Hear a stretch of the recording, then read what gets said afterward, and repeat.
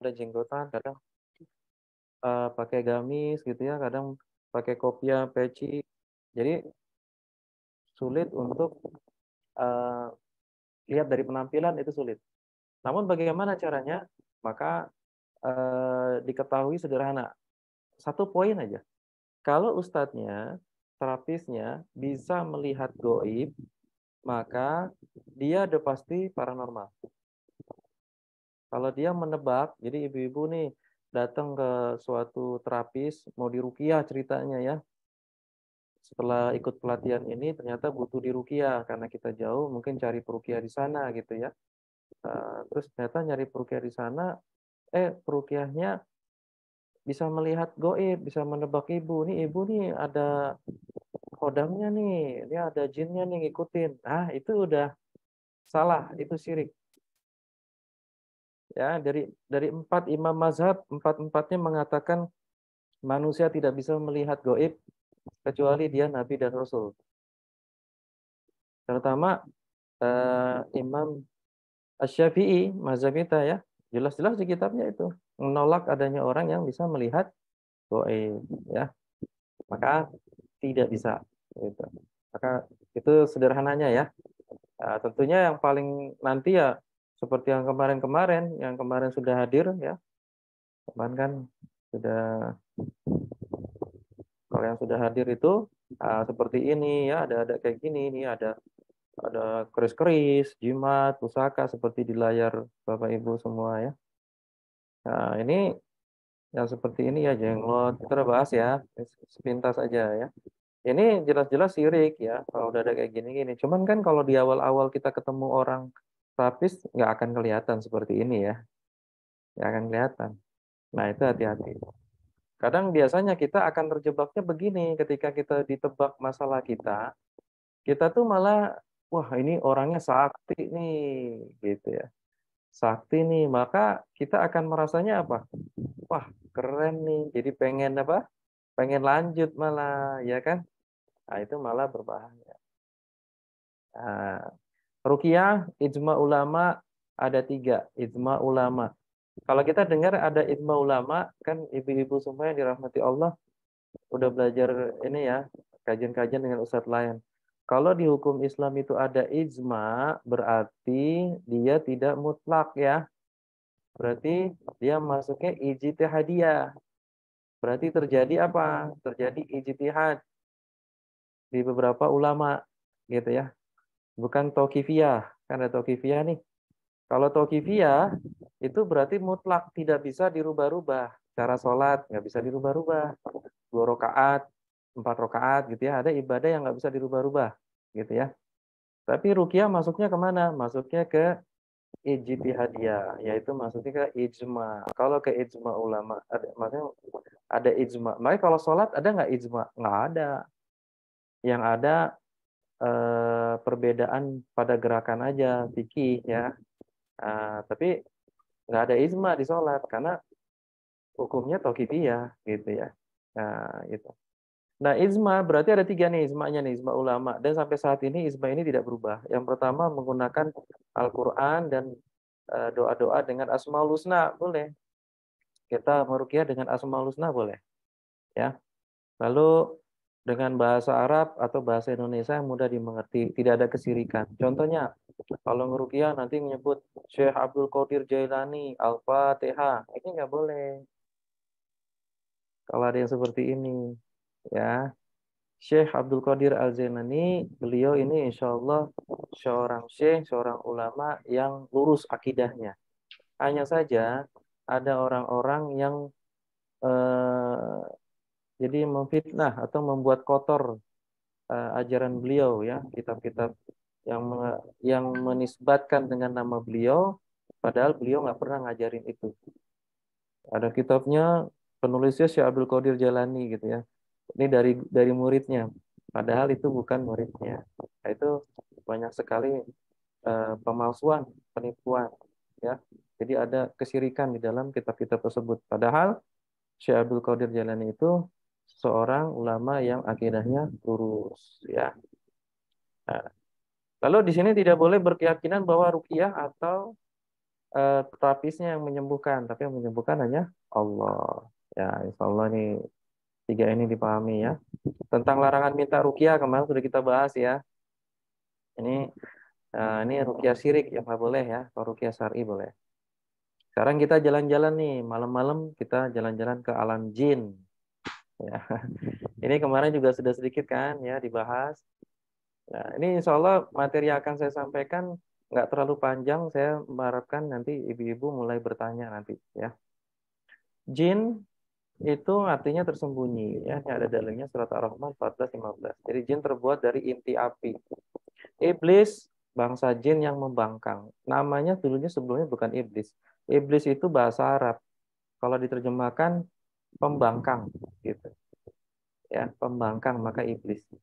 Setan ini sifat. Setan itu bisa dari bangsa manusia dan jin. Dalilnya ini Al-An'am ayat 12.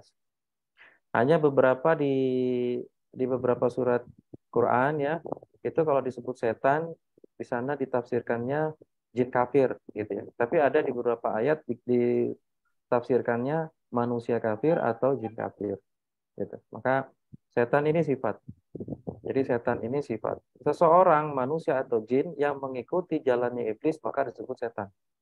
Ya, sampai sini paham perbedaan jin, iblis, setan? Ya, perbedaan jin, iblis, setan. Nah, ini harus paham ya. Jin ada bentuk macam jin. Jin ini bisa berubah-ubah bentuk ya. Beberapa jin dia bisa merubah bentuknya menjadi ular, bisa bentuknya menjadi manusia, bisa. Ini suara saya kedengaran jelas nggak sama gambarnya? Kedengaran ya? Jelas Ustaz. Alhamdulillah jelas. Alhamdulillah. Soalnya tadi di layar tertulisnya koneksi tidak stabil gitu. Makanya saya tanyakan lagi. Iya Ustaz. Jadi jin itu ada yang ada yang hidup di udara, ada yang di hutan, ada yang di laut ya, ada yang di jadi hidupnya seperti itu jin. Nah, jin ini tidak bisa dilihat oleh kita. Ini dalilnya ini nih. Maka tadi Al-A'raf ayat 27 nih ya, jin bisa melihat manusia namun manusia tidak bisa melihat bangsa jin. Nah, ini patokannya ini surat Al-A'raf ayat 27. Ini Allah sendiri yang bilang kan. Berarti kalau ada manusia di saat ini sok tahu tentang alam goib, sok tahu tentang alam jin, maka dia melanggar ini kan. Ya. Nah, para ulama terdahulu, para sahabat terdahulu tidak bisa melihat jin di alam goib. Nah, jadi jin ini posisinya, bisakah kita melihat jin? Ada nanti kisah sahabat melihat jin, sahabat berantem dengan jin, dibunuh jinnya. Ada. Ya. Kok bisa berarti ada gangguan jin dong? Tidak demikian. Posisinya ada dua nih yang terjadi. Kalau yang pertama yang tadi kita ceritakan, seseorang yang melihat jin dalam bentuk goib, maka dia melihat jinnya dengan bantuan bangsa jin. Tapi yang kedua posisinya, apabila dia melihat jin, jinnya yang masuk ke dimensi manusia merubah bentuknya menjadi diri manusia. Maka pada saat itu tidak hanya dia yang bisa melihat jin, tapi semua yang ada di situ bisa melihat jin. Paham di sini ya? Jadi kalau ibu-ibu kumpul di suatu majelis, lalu ada satu orang seperti ngelihat jin, yang lain nggak lihat, berarti orang yang bisa ngelihat jin ini ada gangguan. Paham ya? Tapi kalau semuanya bisa melihat, berarti jinnya masuk ke dimensi manusia sehingga terlihat di dimensi kita, semuanya terlihat, gitu ya. Nah, sahabat itu kok bisa bedain antara jin atau tidak? Karena jelas ketika dia datang ke tempat orang-orang menyembah patung, menyembah sesajen-sajen, di situ berdiri seorang wanita berambut panjang, tidak memakai baju. Nah, ini pasti bukan manusia, gitu ya. Ini yang dicirikan oleh Rasulullah SAW bahwa balik lagi ke sana, kata Rasulullah ketika dihancurkan itu patung, lalu sahabat itu datang, sudah kuhancurkan sesembahan mereka. Lalu kata Rasulullah, belum, masih hidup itu. Kamu balik lagi ke sana. Nah, nurut balik lagi, ternyata memang yang dimaksudkan adalah yang disembah itu jinnya. Patung itu hanya suatu bentuknya aja. Tapi ada jinnya di situ yang memberikan yang diberikan sajen-sajen gitu ya. Nah, ketika itu dia menyerupai manusia, seorang wanita, maka dibunuh, ditusuk, maka mati. Nah, ya. Jadi sahabat melihat jin dalam posisi jinnya merubah bentuk menjadi manusia, berarti masuk ke dimensi manusia. Berarti paham ya kondisi penglihatan jinnya seperti itu. Lalu jin tempat tinggalnya di mana sih? Tempat tinggal jin itu kalau jin kafir, kita sebut setan, maka tempat najis ya tentunya di WC. Dalilnya apa? Dalilnya doa masuk kamar mandi. Allahumma inni a'udzubika minal khubuthi wal khaba'ith. Ya Allah, saya berlindung kepadamu dari gangguan setan jantan dan setan betina. Berarti di sini setan ini diterjemahkan jin kafir ya. Berarti di kamar mandi ada setannya dong, ada. Di mana dia? Ketika ditanyakan kepada uh, Syekh itu, eh, tempatnya di atas toiletnya itu ya, ibu-ibu ya. Jadi di atas toiletnya tempat biasa itu ya, BAB ya, di situ. Jadi kalau kamar mandi tidak ada toiletnya, bagaimana hukumnya? Tidak ada kewajiban untuk berdoa, Allahumma inni a'udzubika minal khubuthi wal khaba'ith. Tidak ada kewajiban itu. Karena yang dimaksud yang ada jinnya adalah yang di toiletnya tersebut. Ya, sampai di situ paham ya. Tapi kita berdoa di setiap kamar mandi yang ada toilet atau tidak, tentunya itu lebih baik, insya Allah. Dan ketika kita melepas pakaian, usahakan berganti pakaian, melepas pakaian, membaca bismillah. Tapi kalau di kamar mandi kan kita tidak bisa nih membaca atau berzikir kan, haram hukumnya kan. Lalu bagaimana? Di sini terjadi khilaf di antara ulama, ada yang membolehkan membaca bismillahnya dalam hati, tidak boleh lisannya berbunyi gitu ya. Lalu ada juga yang mengatakan tidak boleh sama sekali, maka bacanya bismillah di luar. Maka kalau memang mau baca bismillah di kamar mandi itu membuka baju di dalam hati, ya insya Allah masih ada ulama yang membolehkan. Jin ada yang tinggal di pasar. Ini kalau di pasar jin kafir juga. Kenapa jin kafir? Karena dalilnya kalau kita masuk pasar pakai kaki kiri kan. Masuk ke pasar kaki kiri lalu membaca doa. A'udzu bikalimatillahi tammati min syarri ma khalaq. Apa itu artinya? Ya Allah, saya berlindung kepadamu dari seluruh gangguan makhluk-makhluk jahatmu. Nah, berarti di pasar ini jin-jinnya kebanyakan jin kafir. Di padang pasir ada, di atap rumah. Di atap rumah ini kebiasaannya jin jenis amar.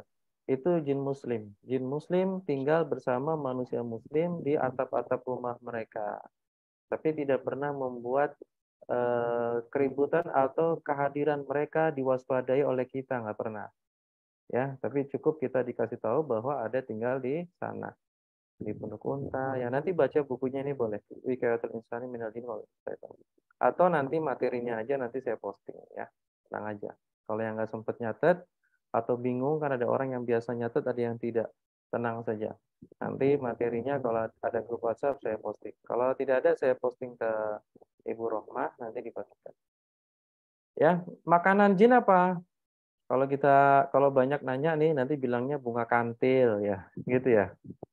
Terus apa lagi? Macam-macam ya.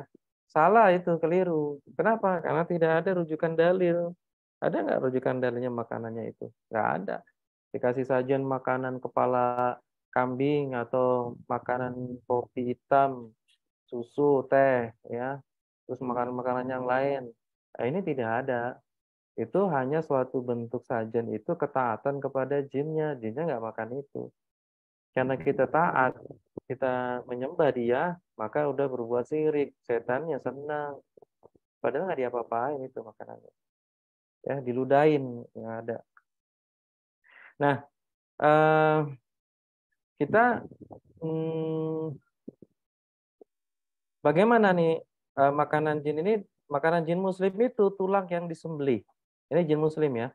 Lalu baca bismillah. Ya kalau kita makan, ya maksudnya semua makanan ya.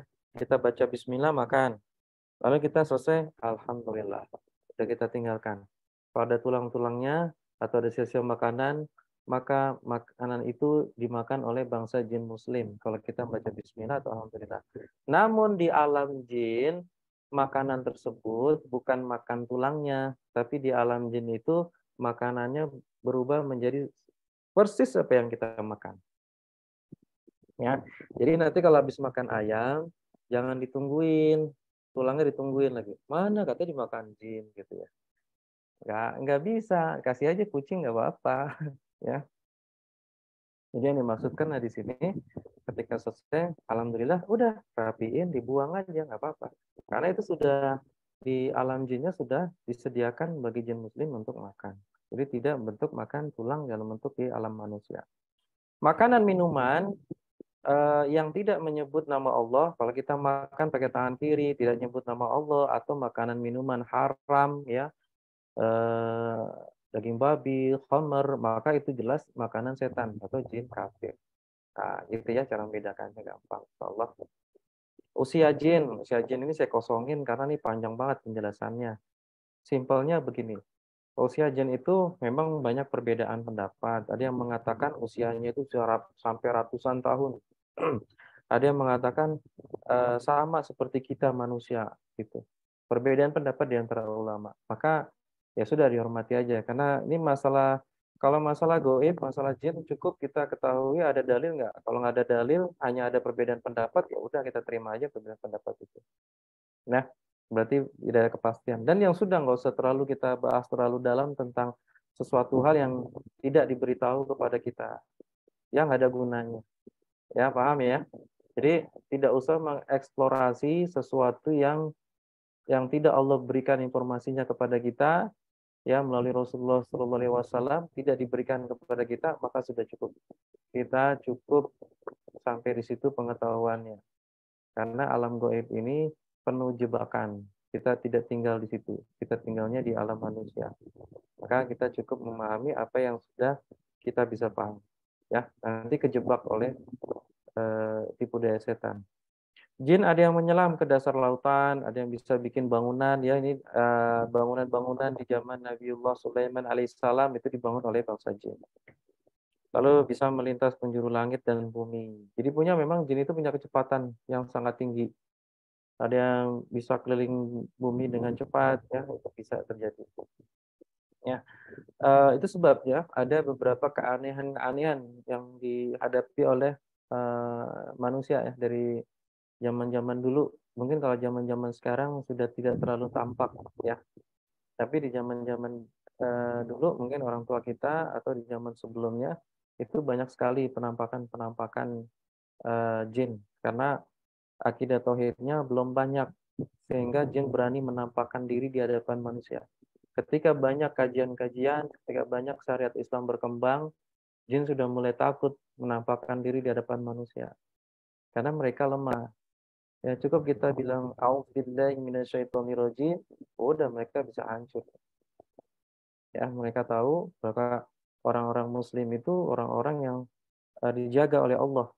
Jadi saya pernah nonton sebuah interview seorang penyihir wanita di interview dalam sebuah TV.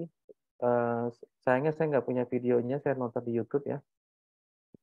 Jadi bukan TV Muslim, bukan. Di sini dia TV di Barat ya, dia pakai bahasa Inggris. Dia menanyakan kepada paranormal ini, ya, mereka nyebutnya orang yang memiliki kemampuan gitu ya. Ya kita sebutnya paranormal lah. Paranormal ini penyihir ya, penyihir wanita ini, apakah pernah gagal dalam melakukan sihir? Dia bilang pernah. Dan siapakah yang paling susah untuk disihir dan tidak bisa untuk disihir? Dia bilang siapa? Umat Islam. Dia bilang gitu. Lalu ditanya lagi, kenapa kok umat Islam nggak bisa disihir sama kamu? Gitu. Apa wartawannya nanya lagi interview dua gitu ya, berdua ngobrol gitu sama kayak kalau lagi interview seseorang. Lalu si perempuan itu, penyihir perempuan itu bilang, karena mereka itu sholatnya 5 waktu, mereka ibadahnya, mereka bilangnya gitu. Mereka ibadahnya 5 waktu, berbeda dengan agama lain. Kalau agama lain itu ibadahnya ada yang sebulan sekali, ada yang seminggu sekali. Tapi kalau umat Islam, ibadahnya 5 waktu. Udah begitu, ada beberapa orang yang ibadahnya sepanjang hari. Kok bisa? Dia berzikir. Bahasa dia bukan zikir ya, pakai bahasa Inggris. Jadi dia mengingat Tuhannya gitu ya. Nah, itu suatu bukti bahwa Islam itu luar biasa. Sampai tukang sihir aja mengatakan nggak bisa paling susah untuk ditembus umat Islam. Lalu ditanya lagi, apa ada kekuatan tertentu yang kamu lihat dari umat Islam ini? Kok nggak bisa kamu sihir gitu? Nanti coba cari-cari di YouTube pasti akan ketemu deh. Lalu si penyihir wanita itu bilang, yang saya lihat hanya cahaya putih. Mungkin itu yang umat Islam sembah gitu ya. Ya kalau kita nggak mungkin Allah yang sendiri gitu, nggak mungkin ya. Paling itu malaikat-malaikat Allah gitu ya. Berupa nur cahaya gitu ya. Yang ditampakkan kepada penyihir-penyihir. Allahu alam ya. Tidak usah kita lebih dalam lagi untuk memastikan karena kita tidak diberitahu tentang itu ya. Nah, lalu penyihir ini kan testimoni penyihir. Maka penyihir ini mengatakan umat Islam itu susah karena tubuhnya di lingkap cahaya, rumahnya, kendaraannya semua dikelilingi oleh cahaya. Bagi mereka yang mengerjakan sholat 5 waktu, ya, beribadah 5 waktu. Lebih susah lagi bagi mereka yang sering mengingat Tuhannya, ya, berzikir. Gitu. Nah, ini suatu bukti luar biasa bahwa kita umat Islam itu sudah memiliki perlindungan yang sangat kuat ya dari gangguan setan, gangguan jin, sihir. Tinggal terkadang kita nih secara akidah yakin nggak gitu. Ya ini yang terkadang kita tuh kayak kurang yakin gitu ya. Kurang yakin dengan ibadah kita, kurang yakin dengan zikir kita. Nah ini harus ditumbuhkan nih. Harus yakin ya ibu-ibu yang dirahmati Allah. Ini udah jam berapa nih? Oh, cepat Jam sekali ya. 8, Ustaz. 8. Kita langsung tanya Iya. jawab aja. Tanya jawab ya. Gak Baik, apa-apa nih Ustaz. materinya nanti kan kita posting kan. Mungkin ibu-ibu ada Iya. yang pengen bertanya. Silakan. Baik, Bunda-Bunda Solihat, dipersilahkan jika ada Yang yang ingin ingin bertanya, jawab. boleh raise hand. Nanti kita buka atau langsung dibuka ininya, audionya juga bisa. Silakan, Bun. Assalamualaikum. Waalaikumsalam Warahmatullahi warahmatullahi wabarakatuh. wabarakatuh. Dari Bunda Rumi, izin Iya, bertanya, silakan, Mbak Ustaz. Rumi. Ya, Silakan. silakan Bunda Rumi. Tadi ada disebutkan Syekh Abdul Qadir Jailani gitu ya. Iya. Di lingkungan itu saya ada ikut kegiatan tahlilan gitu ya, baca tahlilan itu. Sebelum dimulai itu ada berkirim Al-Fatihah gitu untuk berkirim Al-Fatihah untuk Syekh Abdul Qadir Jailani. Itu maksudnya gimana ya Ustadz? Mohon dijelaskan. Kok tadi qadarullah Ustadz menyebut itu saya jadi agak Jadi nanya ya. Ingat ya, Bu. Ini sebenarnya kan maksudnya nanti luas ini ya. Baik gini. Ini masuk itu kaidahnya tawasul. Ya, itu maksudnya tawasul. Jadi kalau bertawasul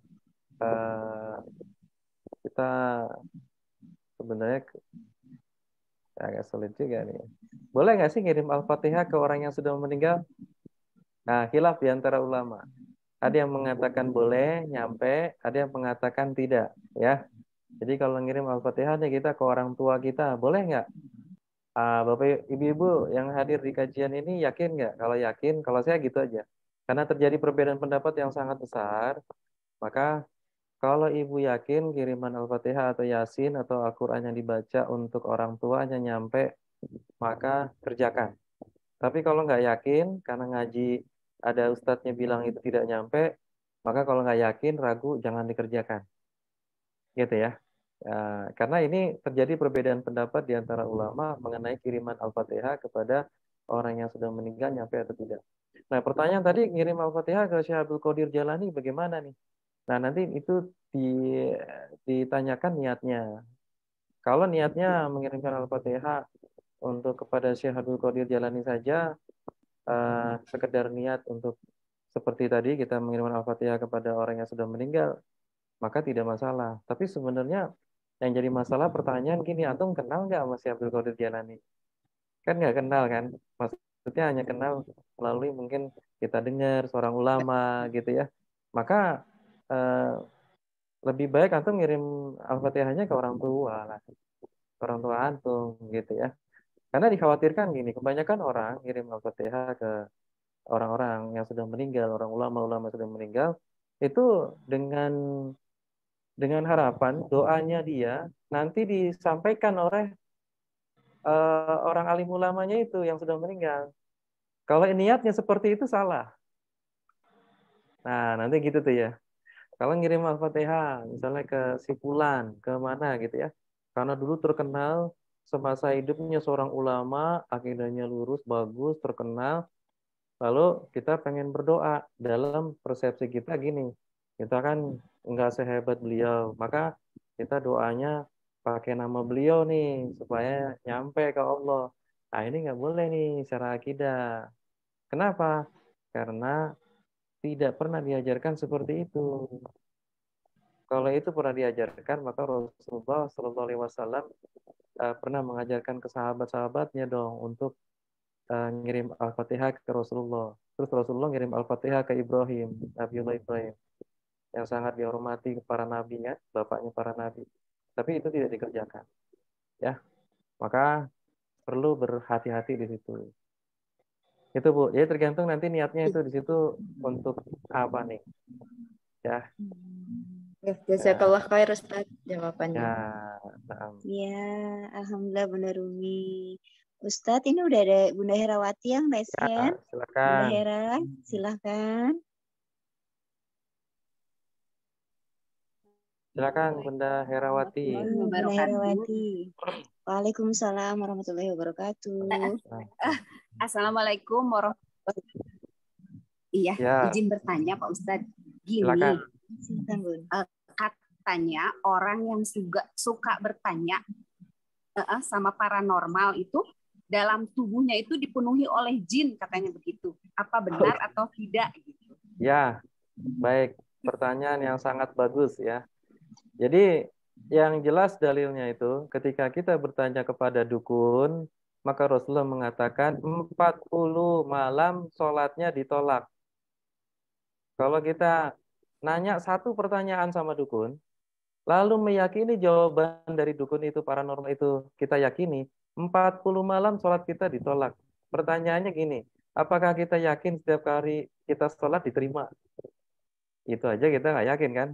Nah, taruhlah kalau selama hidup kita ada berapa tahun kita mulai sholat nih. Dulu kan ada zaman-zaman jahiliyahnya barangkali ya masih belentang-belentong gitu. Atau mudah-mudahan semuanya udah dari balik langsung sholat gitu ya. Nah, taruhlah 20 tahun sholat nih. 20 tahun sholat. Nah, ini yang 20 tahun ini yang diterima sama Allah berapa hari cuman.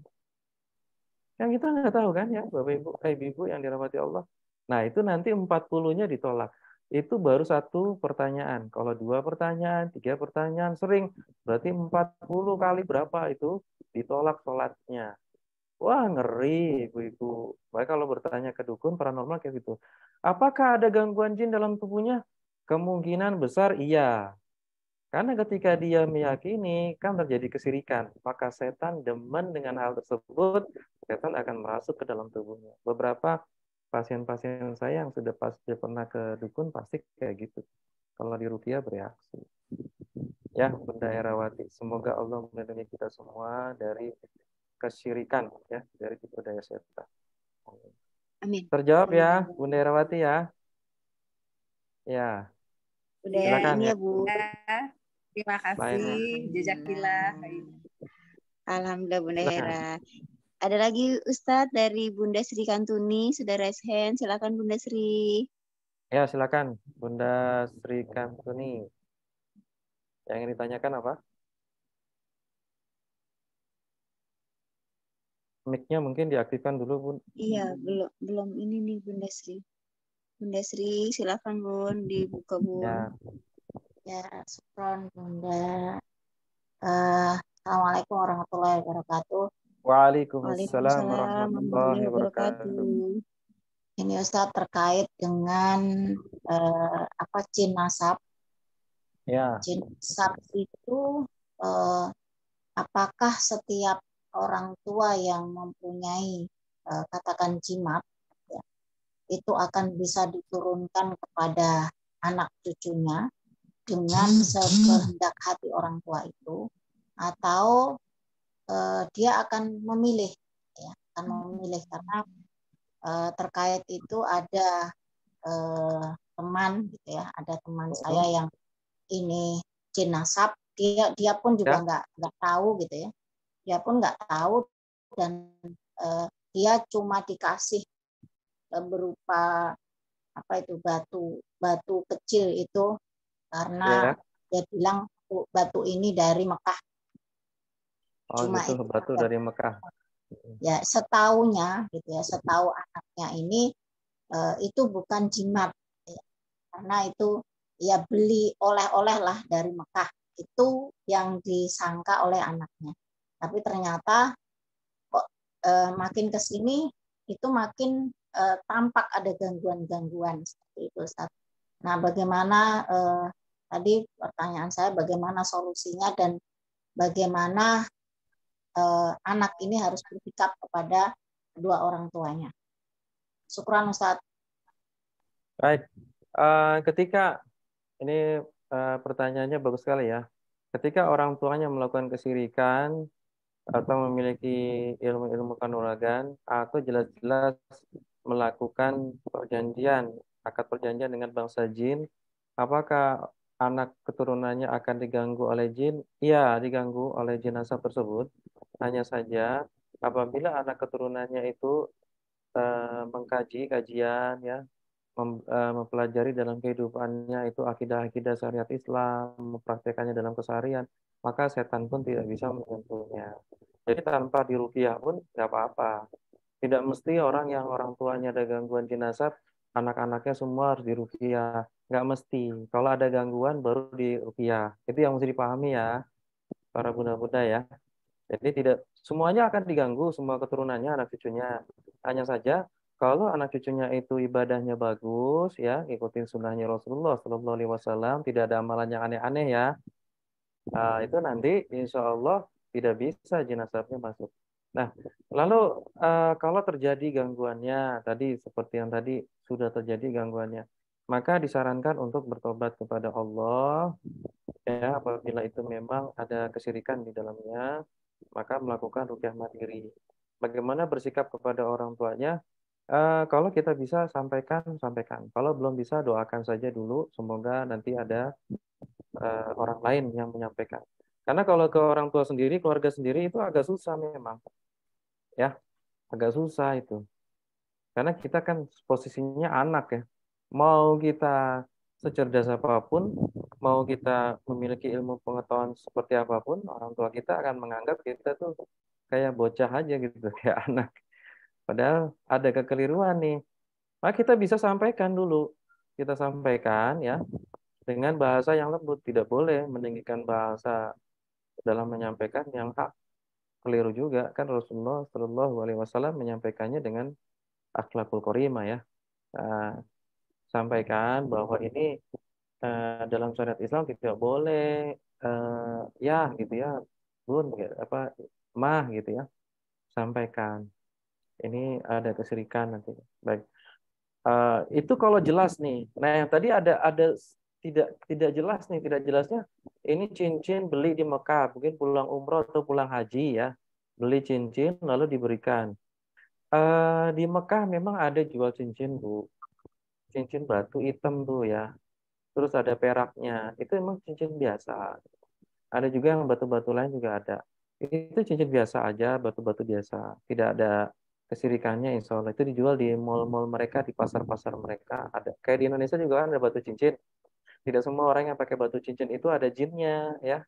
Karena batu cincin itu bisa jadi hanya hiasan tangan. Rasulullah SAW pernah pakai batu cincin. Warnanya merah kayak hitam-hitaman. Tapi hanya sebentar dipakai lalu nggak dipakai lagi. Ya. Jadi kalau batu cincin itu diyakini ada suatu kelebihan atau kita meyakini suatu. Jadi jimat itu definisinya begini. Apabila kita meyakini apapun benda apapun, benda itu memiliki sesuatu yang bisa mendatangkan rezeki. Satu, kita lebih pede, kita akan lebih ngerasa lebih bijaksana, kita akan nggak nyaman kalau nggak bawa ini. Padahal di benda ini tidak ada ritual syirik, maka ini jadi jimat, jadi syirik. Paham nggak sampai di sini? Paham ya?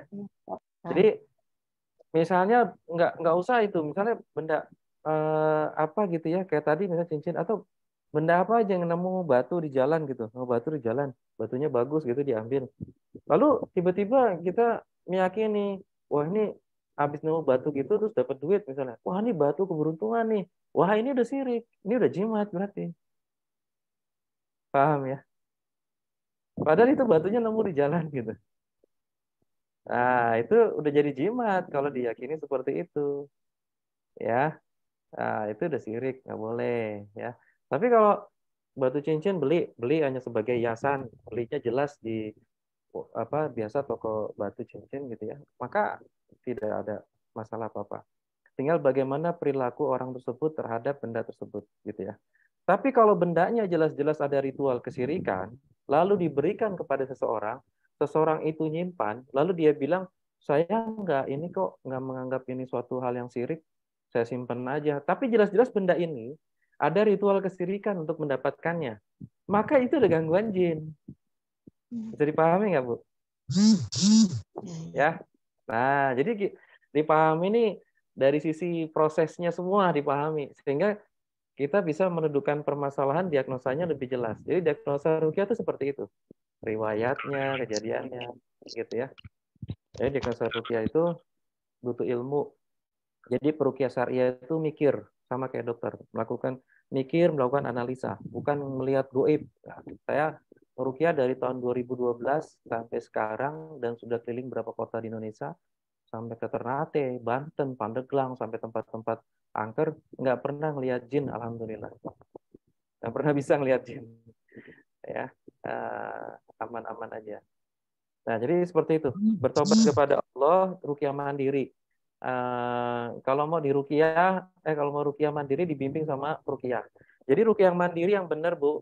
Kalau kita sakit biasa, lakukan ruqyah mandiri. Misalnya ada badan yang sakit nih, makanya diajarkan sama Rasulullah Sallallahu Alaihi Wasallam apa? Tempelkan lalu baca Bismillah 3 kali. Lalu baca A'udzubillahi min syarri ma ajidu wa uhazir 7 kali dibaca. Ya. Nanti saya kirim via WhatsApp aja. Kalau nggak hafal, ya tenang aja. Bacaannya apa aja nih Ustaz? Saya kirim nanti di WhatsApp, tenang aja. Nah, udah nih. Kok tiba-tiba batuk muntah? Berarti ini ada faktor lain. Lanjutkan ruqyahnya. Ruqyah akan kita praktekkan. Baca Al-Fatihah, Al-Ikhlas, Al-Falaq, An-Nas, tiup, usap-usap. Nah, ternyata bereaksinya besar nih. Nah, kalau kayak gini konsultasi ke peruqyah. Nanti konsultasi ke peruqyah syariah yang benar itu membimbing ruqyah mandirinya. Jadi ruqyah mandiri itu dilakukan oleh pasien, tapi dibimbing oleh peruqyah yang benar seperti itu. Jangan hanya ruqyah mandiri tanpa bimbingan peruqyah. Karena nanti nggak tahu sebenarnya sumber masalahnya ada di mana. Ya, paham ya?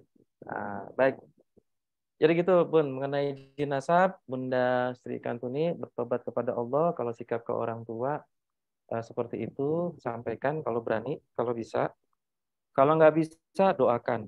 Doakan, terus yang kirimin Al-Fatihah. Yang yakin Al-Fatihah nyampe, kirimin Al-Fatihah kan ngirim doa kan. Nah, itu silakan. Nah, doakan, ya Allah lembutkan hatinya, ya Allah karuniakan cahaya di orang tua saya, ya Allah karuniakan hidayah, inayah. Nah, seperti itu boleh. Pakai bahasa Indonesia juga boleh. Ya. Kalau Ustaz, kalau misalkan kita langsung mendatangkan peruqyah itu ke orang tua tadi, apakah boleh? Langsung? Sebaiknya jangan bikin surprise. Jangan bikin seperti ini. Saya sering menerima pasien seperti itu. Yang dikhawatirkan tuh ditolak, diusir ustadznya. Kan kasihan nanti. Saya tuh pernah diundang ya. Ini lucu sekali ini kejadian. Tapi alhamdulillah belum sampai sana. Jadi saya udah janjian, udah seminggu janjian sama suaminya. Suaminya tuh sakit stroke, terus sakit macam-macam. Sudah berobat, terus dia sepertinya udah menganalisa saya lewat video YouTube saya, udah ngikutin. Ingin sekali beliau ketemu saya. Lalu WhatsApp, bahasanya bagus, Bapak ini, oke Pak, nanti kita janjian. Udah janjian nih, pas hari H-nya pagi-pagi, udah siap nih saya mau berangkat. Ya, tiba-tiba Bapak itu telepon. Ada apa nih? Saya angkat. Ternyata yang di sana tuh istrinya.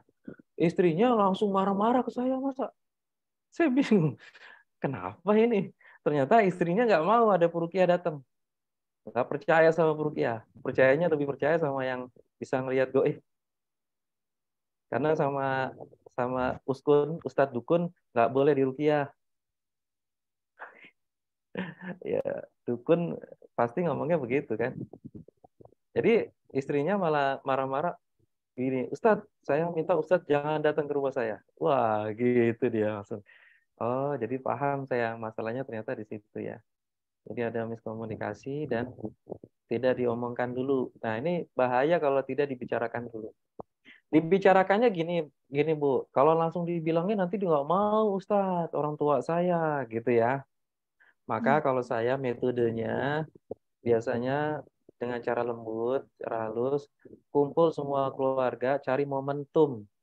Misalnya momentumnya apa? Momentum ngumpul keluarga lah. Ada yang ulang tahun nggak? Gitu. Ini bukan ngerayain ulang tahun, bukan. Hanya menggunakan momentum untuk ngumpulin, terus kita ngaji bareng gitu. Kajian yuk, undang Ustadz. Nanti habis ngaji, zikir doa gitu. Pasti mau kan? Oh iya iya. Nah, nanti saya masuk ke situ. Biasanya kalau saya materinya materi santai dulu di awal, lalu masuk ke akidah nanti. Nyerempet-nyerempet akidah, habis itu kita doa, zikir, ruqyah mandiri saya tawarin. Biasanya udah mulai sendawa-sendawa. Dan insya Allah dengan cara yang lembut, cara yang baik, kalau Ustadz peruqyahnya sudah biasa, insya Allah nanti masuk juga. Mereka mau akhirnya bertobat kepada Allah. Tinggal kita harus pinter-pinter sih ngomongnya. Seperti itu Bu ya. Jadi caranya bikin momentum dulu dan kumpulin semua keluarga. Nah, gitu. Supaya tidak merasa difokuskan si A, si B gitu. Ini berlaku nggak hanya untuk orang tua, ada untuk anak. Ada anaknya bandel nih. Mau diruqyah gimana caranya Ustadz ya? Kumpulin aja semua keluarga. Kalau anaknya, ini kamu bandel nih, kamu mesti diruqyah. Ya nggak mau anak kayak gitu. Benar nggak? Ibu kalau misalnya dibilang, ini ibu ini perlu diruqyah, kesel nggak? Pasti kan rasanya kayak, oh kok kayaknya saya ada jinnya apa gitu kan. Pasti mikirnya gitu. Maka bahasanya dirubah. Ya, jangan kita sering jangan sampai nih kita bahasain ke anak, kamu kalau nakal nanti diruqyah loh. Jangan, bahaya itu kalau kayak gitu. Jadinya anaknya nggak mau ketemu Ustadz ruqyah. Udah ditakut-takutin gitu. Jangan ya. Jangan ditakut-takutin gitu. Seakan-akan Ustadz ruqyah itu serem. Ya. Jadi caranya kita dengan cara lembut bisa insya Allah. Bikin momentum. Paling sering itu acara tahun baru Muslim ya. Ada acara apa nih? Kayak Maulid nih. Ada acara apa nih? Isra Mi'raj. Ada acara apa nih? Nah itu hanya menggunakan momentumnya. Kalau saya itu menggunakan momentumnya untuk dakwah kepada keluarga, lalu masukin ruqyah syariah. Paham sampai di sini ya? Bukan merayakan ulang tahun loh. Bukan. Hanya menggunakan momentumnya kepada keluarga kita untuk dakwah kepada keluarga kita yang belum paham tentang akidah, masih terjebak kepada kesyirikan. Insya Allah nggak apa-apa. Itu caranya Bu ya, cari momentum. Yang lainnya ingin bertanya, ada yang lagi raise hand? Nggak ada ya? Belum ada lagi Ustadz yang raise hand. Ustadz, tapi saya ingin tanya Ustadz, boleh? Boleh. Bunda Sofi. Saya juga mau tanya Sofi. Nanti. Oh boleh, silakan Bunda Indria duluan. Silakan Bu. Iya, Sofi dulu nggak apa-apa kalau mau Sofi dulu. Gitu ya Bun. Saya dulu. Siapa dulu? Baik. Silakan. Tadi Ustadz jelasin ada jin yang jahat ya, yang setan itu Ustadz, yang sifatnya setan itu yang jahat. Nah, saya mau tanya, ada yang baik memang dari golongan mereka? Ada. Baiknya Dalilnya gimana tuh, Ustaz? jadi dalil gini. Cara baik. Di surat Az-Zariyat ayat 56 disebutkan ya, wa ma khalaqtul jinna wal insa illa liya'budun.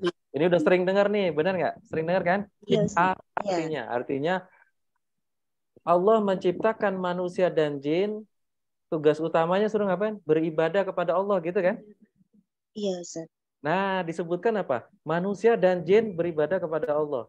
Artinya manusia dan jin di zamannya umat Rasulullah SAW ini, manusia dan jin ini umatnya Rasulullah SAW.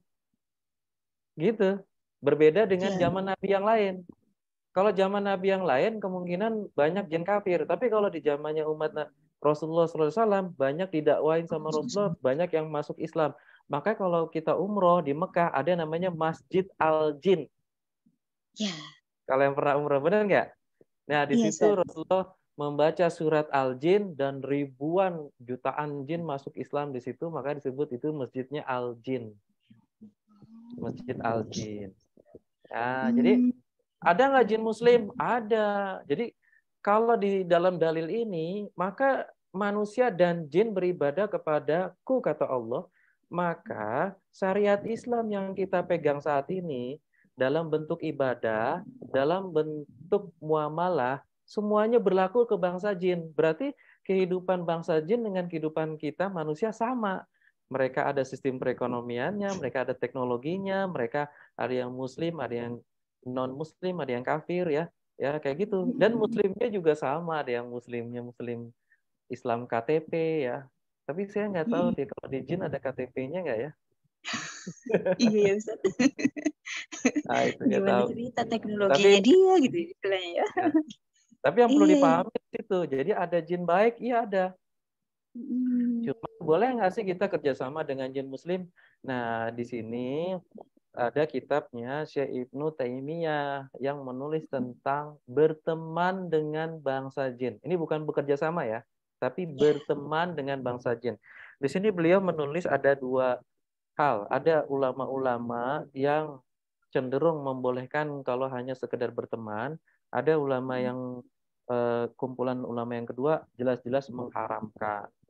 Nah, lalu Syekh Ibnu Taimiyah menyimpulkan dari dua pendapat tersebut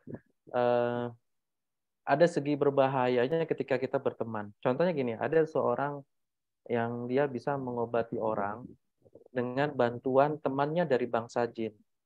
Temannya dari bangsa jin ini memberikan bisikan pada dirinya ketika dia mengobati nih ada pasien, temannya dari bangsa jin muslim ya, jin muslim memberikan bisikan, ngasih informasi, kamu ngobatinya begini-begini, kamu ngeramunya gini-gini. Nah, diikutin sama dia, lalu sembuh. Akhirnya dia jadi seorang pengobat ya gitu ya. Nah, bahayanya begini, ketika si jin muslimnya ini temannya sakit, ya, maka bisa terjadi jin lain datang berpura-pura menjadi temannya, lalu membisikkan ke si terapis ini dari bangsa manusia. Ternyata bisikannya bisikan keburukan, lalu pasiennya meninggal. Nah, ini terjadi. Lalu dia marah-marah sama temannya dari bangsa jin itu. Lalu jin muslimnya itu bercerita, saya nggak ada kemarin, saya sakit beberapa hari. Ya, jin bisa sakit sama kayak manusia. Loh, lalu kemarin yang berbisik ke saya siapa? Nggak tahu siapa. Nah, berarti orang yang bisa mendengar atau punya teman dari bangsa jin muslim, maka dia bisa dibisiki juga.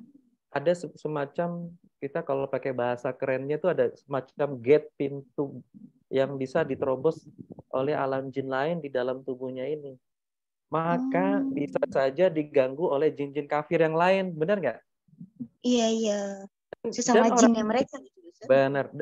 Sesama jin-jin yang lain yang di luar sana. Karena melihat, dia lagi nggak ada temennya tuh. Udah saya pura-pura jadi temennya dia. Kan manusia kita kan nggak bisa memastikan.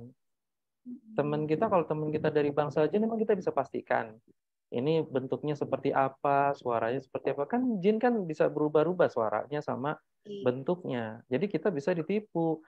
Maka dari itu, Syekh Ibnu Taimiyah cenderung tidak menyarankan kita berteman dengan bangsa jin. Karena dikhawatirkan kita nanti kena tipu oleh jin-jin kafir. Dan kalau keseringan berteman dengan jin-jin muslim, dikhawatirkan ada semacam gate, pintu goib yang ada di dalam tubuh sehingga bisa dimanfaatkan oleh jin-jin kafir untuk merusak tubuh manusia tersebut. Jadi berteman dengan bangsa jin muslim sebaiknya dihindari, gitu ya. Jelas ya, Ustaz, ya? Masya Allah, tabarakallah. Bunda Jadi Endria, Ya, silakan. Bunda Indria, Ustaz. silakan Bunda. Assalamualaikum warahmatullahi wabarakatuh. Waalaikumsalam warahmatullahi wabarakatuh. Ustadz, ini pengalaman saya tapi sudah belasan tahun, bahkan mungkin sekitar 20 tahun yang lalu. Baik, silakan. Ya, intinya itu saya itu punya, zaman dulu saya nggak ngerti,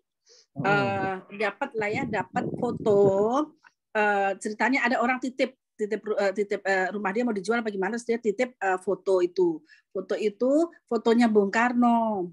Nah, yang itu saat yang fotonya Bung Karno lagi berdiri terus pakai tongkat itu loh, Sat. Dan saya kan juga nggak ngerti, ya udah namanya dititipin teman, ya udah.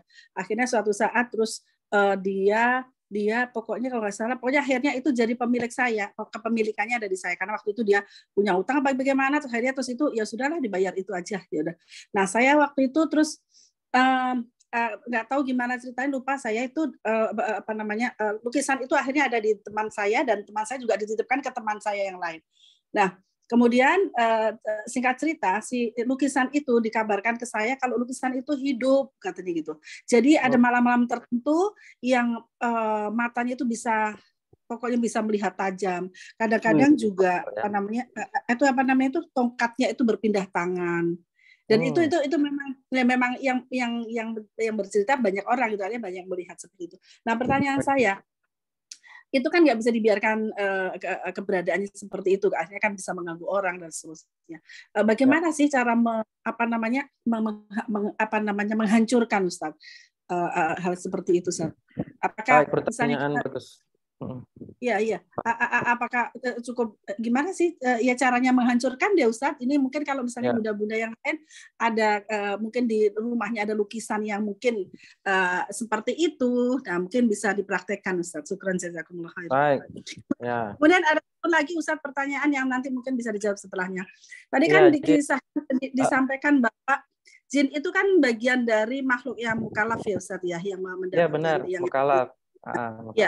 Bagaimana Ustadz itu nanti ketika di surga itu mereka yang jin yang muslim yang beriman dan beramal soleh, itu keadaannya itu di surga itu apakah mereka dalam bentuk gaib atau mungkin bagaimana Ustadz ya? Apakah ada dalil-dalil yang bisa kita yang bisa sampai?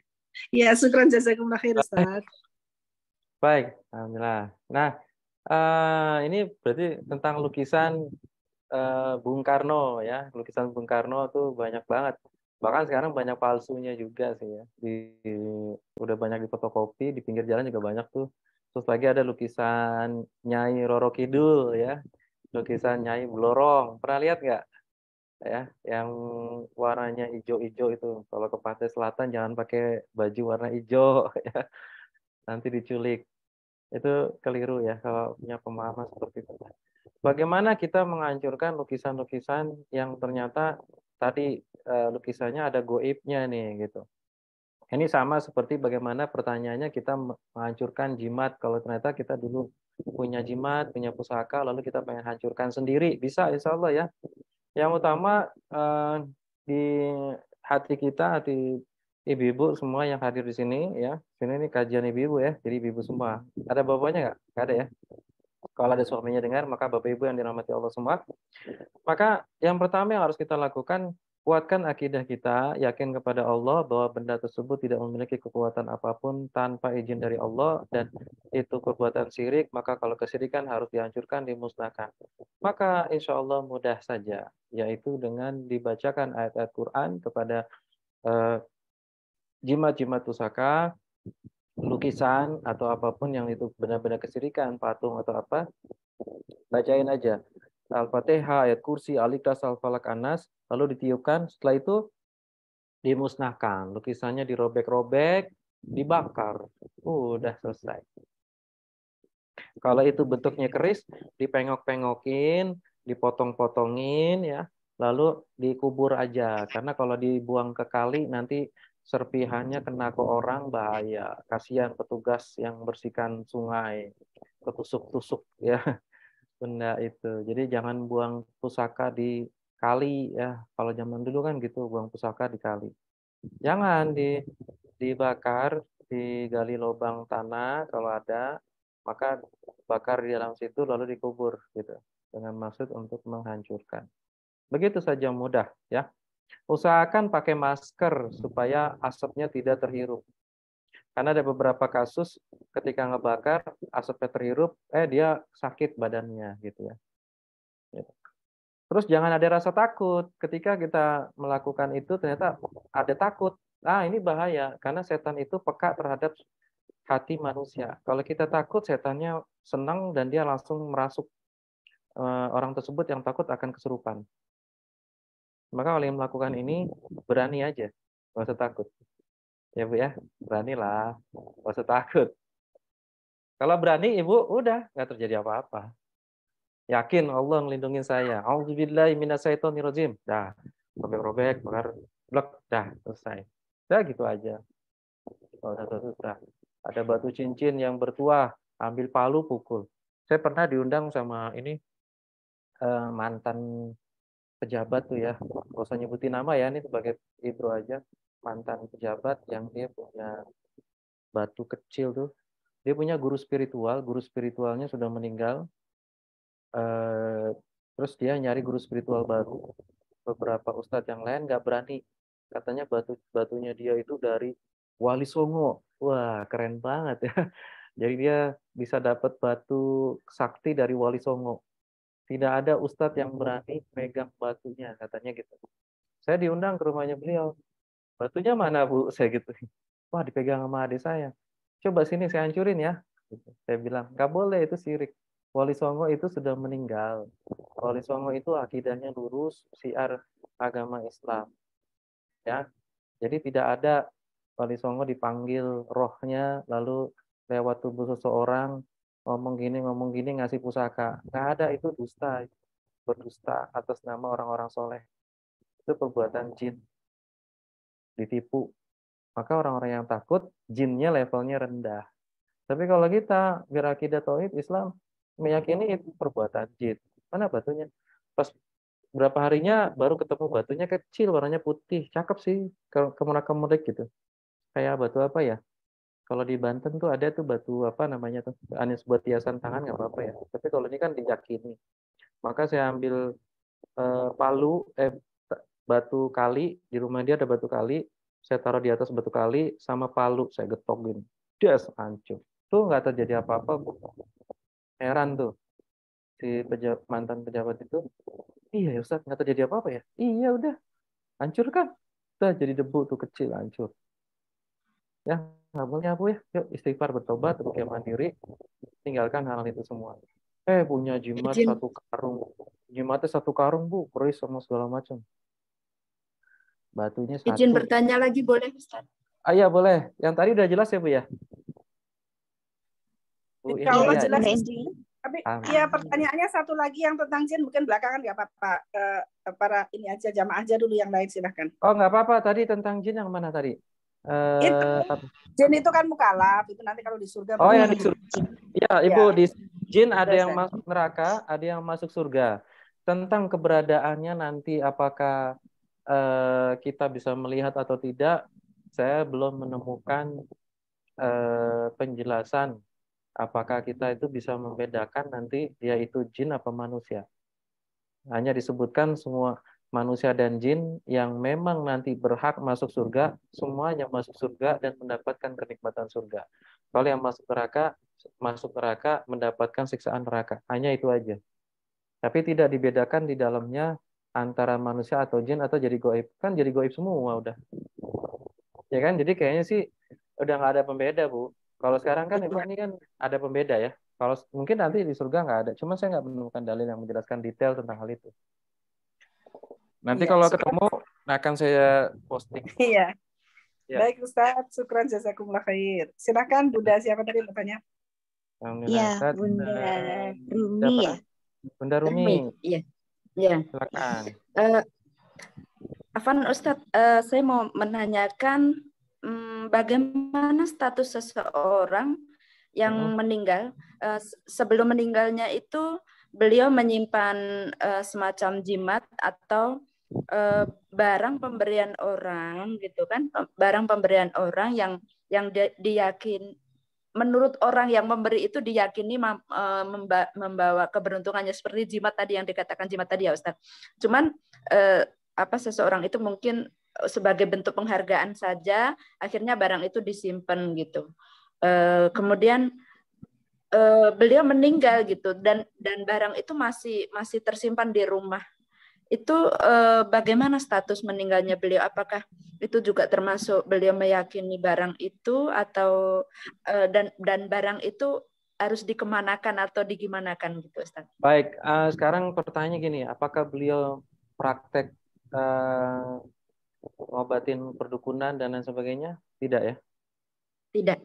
Aktivitas sehari-hari biasa aja ya? Cuma Tidak, disimpan ya? Sebagai bentuk penghargaan atas pemberian seseorang gitu. Kalau itu, maka karena beliau sudah meninggal, ini kita doain aja.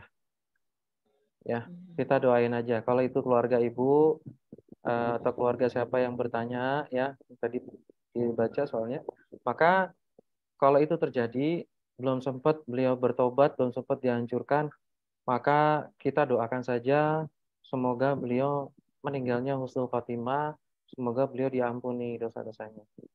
Karena ini nggak bisa kita mengklaim beliau su'ul atau husnul. Nanti itu masalahnya udah itu urusannya Allah itu. Urusannya Allah. Karena kan kita nggak tahu, dia kan hanya nyimpan kan. Padahal, tapi kalau kita masih sekarang nih hidup begini, kita nyimpan, maka saya katakan ibu harus bakar gitu. Paham ya maksud saya? Tapi kalau ini orang tua kita meninggal, tapi masih kayak gitu, ya mungkin belum sampai dakwahnya atau apa, udah kita doain aja lah. Ya. Kita doain aja mudah-mudahan orang tua kita ini selamat di alam kuburnya. Ya gitu aja.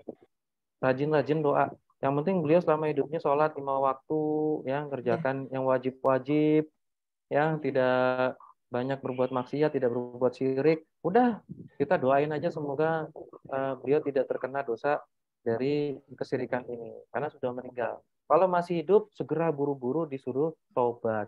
Harus berusaha semaksimal mungkin untuk taubat. Jangan dipasrahin kalau masih hidup. Itu keliru. Paham ya sampai di sini ya? Posisinya ya Bu ya. Karena memastikan seseorang itu su'ul atau husnul bukan tugas ustadz. Itu udah wilayahnya wilayah goib, Allah yang maha tahu. Walaupun ada ciri-ciri orang yang mati husnul khatimah, kan ada ciri-cirinya, wangi, sakit karena perut, sakit sedang meninggalnya sedang beribadah, sedang sujud, ya seperti itu. Meninggal karena husnul khatimah. Baik, ada lagi yang bertanya?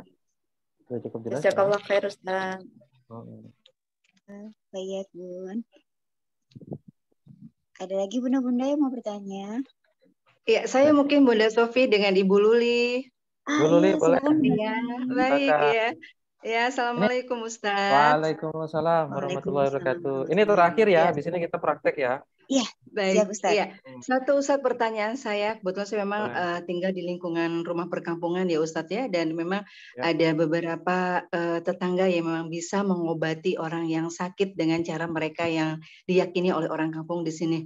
Nah, ketika memang dua tetangga ini dipanggil yang menghadap Allah ya, berpulang pada Allah. Nah, ini katanya lama, kata keluarganya ini lama, karena memang diyakini almarhum ini menyimpan sesuatu. Nah, apakah benar Ustadz, pertanyaan saya, orang yang seperti itu sakaratul mautnya itu lama?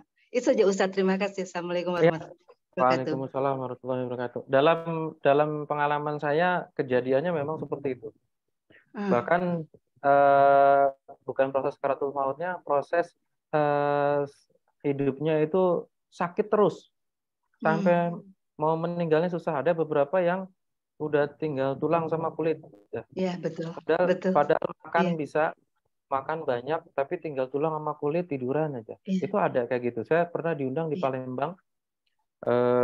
Cucunya ini dokter kenal dengan saya. lalu diikut pelatihan. Setelah ikut pelatihan, beliau merasa bahwa kakeknya ini bermasalah karena tadi ya saya ceritakan banyak di tentang ruqyah.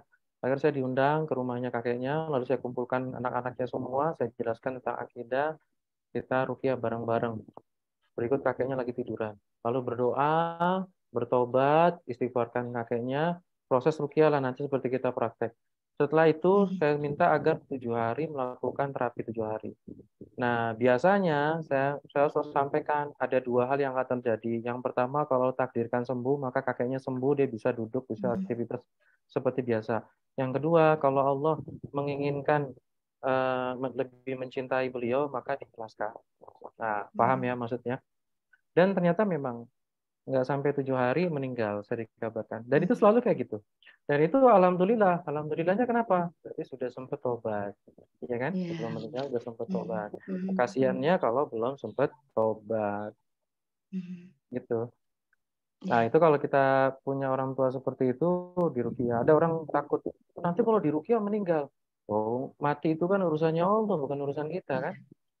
Tapi saya selalu bicara seperti itu. Kalau udah usianya 57, usianya udah tua, terus sakit-sakitan, sakitnya parah lagi.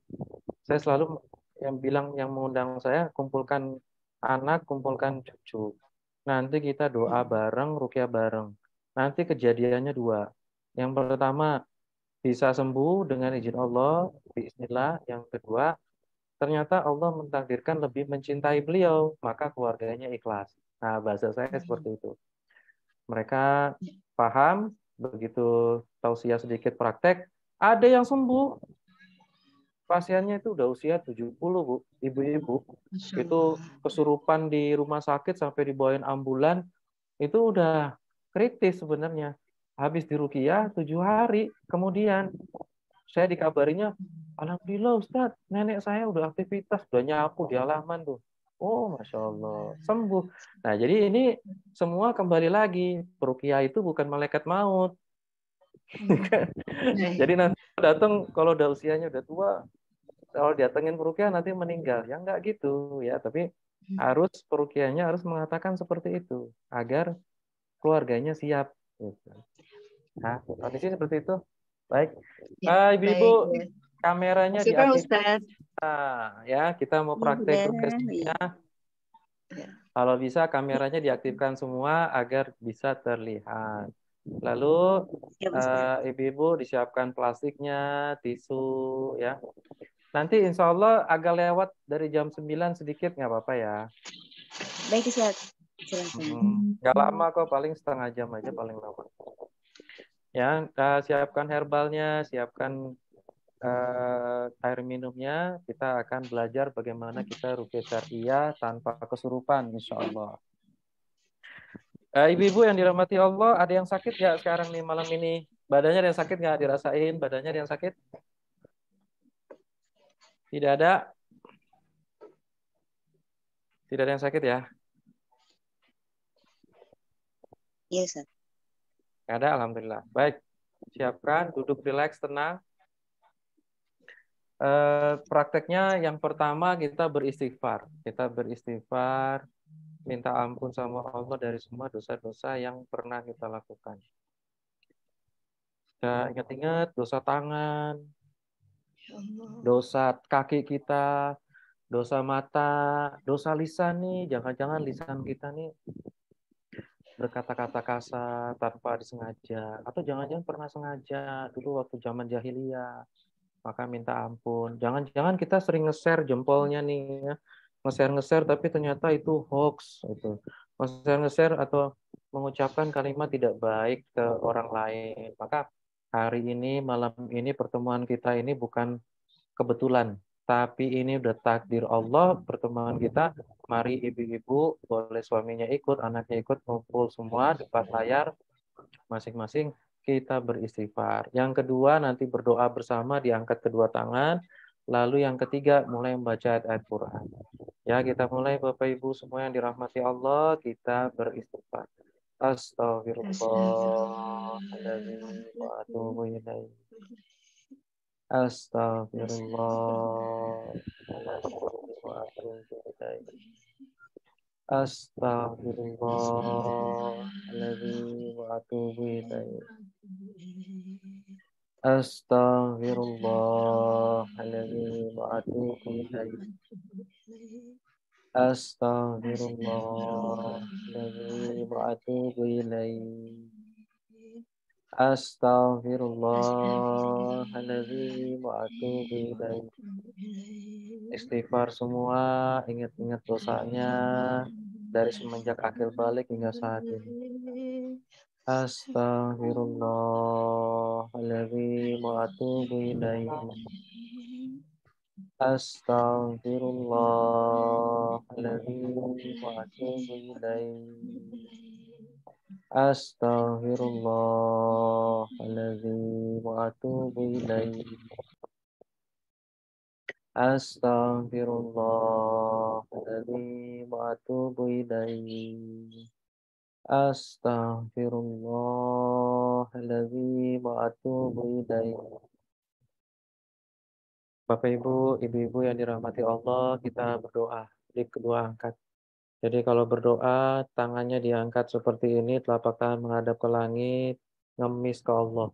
Bahkan kalau kita punya hajat, ya, sholat tahajud, doa boleh diangkat tangannya seperti ini boleh. Karena Rasulullah SAW pernah terlihat doa sampai ketiak putihnya kelihatan. Berarti doanya diangkat begini. Kalau lagi benar-benar butuh, boleh diangkat begini. Jadi doa itu memang kita ngemis, minta sama Allah, ya. Minta sama Allah begini. Kalau boleh menghadap ke langit, boleh menunduk, nggak apa-apa. Ya, seperti ini ngemis. Doa kita sama-sama nanti membaca syahadat dan membaca sholawat. Sholawat ada yang pakai Sayyidina, ada yang tidak, silakan. Biasanya seperti apa, ya. Lalu nanti berdoa, doanya ikuti saya, ya. Mari ibu-ibu yang dirahmati Allah, kita mulai dengan bersama-sama syahadat sholawat. Asyhadu an la ilaha illallah wa asyhadu anna Muhammadar Rasulullah. Allahumma sholli ala Muhammad wa ala ali Muhammad kama shallaita ala Ibrahim wa ala ali Ibrahim innaka Hamidum Majid. Wa barik ala Muhammad wa ala ali Muhammad kama barakta ala Ibrahim wa ala ali Ibrahim fil alamin innaka Hamidum Majid. Bismillahirrahmanirrahim. Ya Allah, Ya Hayyu Ya Qayyum, Ya Dzal Jalali wal Ikram. Ya Allah, Ya Hayyu Ya Qayyum, Ya Dzal Jalali wal Ikram. Ya Allah, Ya Hayyu Ya Qayyum, Ya Dzal Jalali wal Ikram. Ya Allah, ampunilah dosa-dosa kami semua, ya Allah. Ampuni, ya Allah, dosa-dosa kami dari semenjak akil balik hingga saat ini, ya Allah. Ampuni, ya Allah, sebesar apapun dosa-dosa kami, ya Allah. Dosa syirik, dosa maksiat, ya Allah, yang kami sadari maupun tidak kami sadari, ya Allah, begitu banyak dosa-dosa kami. Ampuni ya Allah lisan ini, mata, telinga, pikiran, hati, tangan, dan kaki kami ya Allah. Bersihkan ya Allah. Bersihkan jiwa raga kami dari semua dosa-dosa ya Allah. Bersihkan ya Allah, bersihkan ya Allah. Ya Allah, ya Hayyu, ya Qayyum, ya Dzal Jalali wal Ikram. Ya Allah, ampunilah dosa-dosa Bapak Ibu kami ya Allah. Ampunilah dosa-dosa orang tua, mertua, kakek, nenek kami ya Allah. Sebesar apapun dosa-dosa mereka ya Allah, ampuni ya Allah. Karuniakan kesehatan, kebahagiaan, berkahi usianya ya Allah. Berkahi usia mereka ya Allah, karuniakan hidayah, inayahmu ya Allah. Ya Allah, ya Hayyu, ya Qayyum, ya Dzal Jalali wal Ikram. Ampuni dosa pasangan hidup kami, anak-anak kami, ya Allah. Ampuni sebesar apapun dosa-dosa pasangan hidup kami, anak-anak kami, ya Allah. Lembutkan hati kami semua, ya Allah, sehingga harmonis hubungan kami, ya Allah. Ya Allah, lapangkan kubur orang tua kami yang telah mendahului kami. Saudara kami yang telah mendahului kami, ya Allah. Hilangkan siksa kuburnya, ya Allah. Hilangkan siksa kuburnya, ya Allah. Hilangkan siksa kuburnya, ya Allah. Hilangkan siksa kuburnya, ya Allah. Karuniakanlah cahaya di alam kuburnya. Jadikanlah tempat kuburnya tempat istirahat yang tenang, ya Allah. Jangan Engkau siksa, ya Allah, orang tua kakek nenek kami, ya Allah. Ya Allah, ya Hayyu, ya Qayyum, ya Dzal Jalali wal Ikram. Karuniakanlah cahaya di hati kami, ya Allah. Cahaya di lisan kami, cahaya di darah, di tulang, di daging kami, ya Allah. Karuniakanlah cahaya di atas, di bawah kami. Cahaya di depan, di belakang kami, cahaya di kanan, di kiri kami, ya Allah. Ya Allah, perbesar cahaya kami, ya Allah. Perbesar cahaya kami, ya Allah. Perbesar cahaya kami, ya Allah. Ya Allah, ya muqallibal qulub, sabit qalbi ala dinik. Ya Allah, Engkau yang bolak-balik hati kami semua. Tetapkanlah hati kami semua sekeluarga, ya Allah, lurus di jalan agamamu. Mengikuti sunnah Rasulullah Sallallahu Alaihi Wasallam. Bimbing kami, tuntun kami, ya Allah. Ya Allah, apabila di dalam tubuh kami ini ada penyakit, penyakit medis atau penyakit gangguan jin, penyakit sihir, penyakit ain, atau penyakit hati, ya Allah, tolong, ya Allah.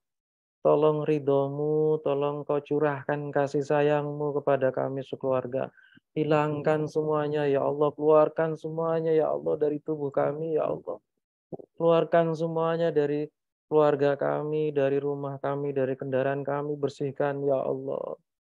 Hilangkan semuanya, ya Allah, gangguan-gangguan ini. Hilangkan semua penyakit-penyakit ini, ya Allah. Keluarkan semuanya dari kehidupan kami, ya Allah. Ya Allah, ya Hayyu, ya Qayyum, ya Dzal Jalali wal Ikram. Ya Allah, kami sadar, ya Allah, kelak kami akan mati, ya Allah. Kullun nafsin za'iqatul maut. Kami akan mati, ya Allah, gak lama kami di dunia ini. Matikanlah kami husnul khotimah, ya Allah. Matikanlah kami sedang sujud, ya Allah, sedang beribadah, sedang zikir kepadamu, ya Allah. Matikanlah kami sedang sujud di Raudhah, di Masjid Nabawi Madinah, ya Allah. Matikan kami sedang sujud di depan Ka'bah, ya Allah. Kuburkan jasad kami di tanah suci, ya Allah. Ya Allah, ya Hayyu, ya Qayyum. Mudahkan lisan kami nanti pada saat sakaratul maut mengucapkan kalimat La ilaha illallah. Ya Allah, kumpulkanlah keluarga besar kami di surga Firdaus-Mu, ya Allah. Berjumpa dengan Rasulullah Sallallahu Alaihi Wasallam berserta keluarga dan sahabatnya. Izinkan kami, ya Allah, di surgamu dapat memandang wajahmu, ya Allah. Karena keutamaan penghuni surga adalah memandang wajahmu, ya Allah. Izinkan kami, ya Allah, di surgamu dapat memandang wajahmu, ya Allah. Memandang wajahmu, ya Allah. Ya Allah, jadikanlah mulai saat ini setiap denyut jantung kami, setiap tarikan nafas kami, berzikir kepadamu, ya Allah. Mengharap wajahmu, mengharap ridhomu, ya Allah. Ya Allah, jadikanlah hati ini dapat mencintaimu, ya Allah. Mencintai orang-orang yang mencintaimu, dekat dengan orang-orang yang mencintaimu, ya Allah. Jauhkanlah diri ini dari orang-orang yang jauh darimu, ya Allah. Ya Allah, ya Hayyu, ya Qayyum, ya Dzal Jalali wal Ikram. Allahumma sholli wa sallim ala nabiyyina Muhammad. Amin ya rabbal alamin. Alhamdulillahirabbil alamin. Alhamdulillah, Bapak Ibu yang dirahmati Allah, kita berdoa kepada Allah dan tentunya doa kita bukan sekedar ritual ingin ruqyah, bukan. Ini benar-benar kita beristighfar minta ampun sama Allah, benar-benar kita mengharap Bapak Ibu berdoa semoga Allah mengabulkan doa kita malam ini. Dan ingatlah dalam berdoa Bapak Ibu selalu itu tadi ada bahasa Arabnya semua. maka gunakan bahasa Indonesianya boleh, bahasa Arabnya dan bahasa Indonesianya. Supaya kita hadir hati kita paham isi doanya. Biasakan curhat sama Allah. Dan ketika doa, biasakan minta mati dalam kondisi husnul khatimah. Jangan lupa. Karena nggak ada jaminan, Bapak Ibu. Ada kisah di zaman sahabat Nabi, dia ikut perang jihad, tapi ternyata matinya dalam kondisi kafir. Nauzubillahi min zalik. Jangan sampai kita seperti itu. Nggak ada jaminan kita mati dalam kondisi apa. Maka mintalah kita mati dalam kondisi yang terbaik dari kehidupan kita. Dan Bapak Ibu, ini kesempatan yang bagus. Kalau di sampingnya ada suaminya, silakan cium tangan ke suaminya, dipeluk istrinya Pak. Ya, saling memaafkan. Ingat ibu-ibu, surganya ada di suaminya. Ya, ibu-ibu surganya dari suaminya nih. Ikut pengajian malam-malam, kalau suaminya nggak ridho, wah bahaya. Izin ya sama suami. Mau ngaji nih ya. Nanti kalau suaminya lagi mau minta dipeluk gimana? Ngajinya tutup. Lebih utama suami itu lebih wajib dibandingkan ngaji. Karena ngaji ini hukumnya sunnah. Maka sekarang cium tangan ke suaminya ya. Minta ridhonya. Silakan. Kasih waktu 1 menit. Yang belum silakan cium tangan ke suaminya. Kalau belum tidur, kalau udah tidur jangan dibangunin, kasihan. Ya, kalau belum tidur silakan ibu-ibu cium tangan ke suaminya, dipeluk suaminya, minta maaf. Suami juga minta maaf sama ibu. Saling memaafkan ya. Kalau ada orang tuanya juga sekalian. Anak-anaknya sekalian ya cium tangan. Saling memaafkan. Ya, mengikhlaskan, meridhoi. Baik, udah ya. Nah, nanti kalau yang tidak ada, pertemuan berikutnya kumpulin keluarganya ikut live Zoom. Ya, Bapak Ibunya boleh kan? Sama panitia boleh lah insya Allah ya. Kumpulin semua anak-anaknya ikut yuk. Kajiannya nih sekarang beda nih, boleh untuk keluarga semua. Intinya sekalian doa bareng gitu. Baik, sudah? Kalau sudah, sekarang kita sama-sama melanjutkan.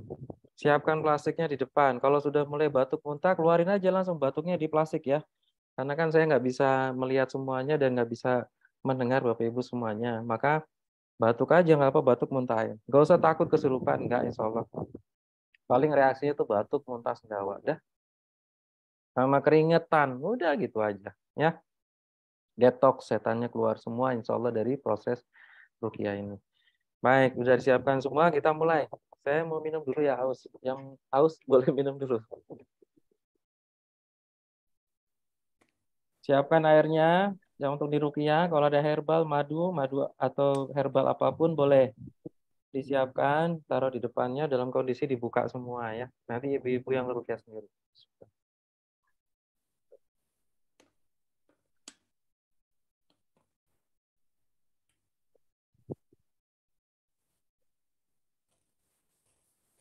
Alhamdulillah.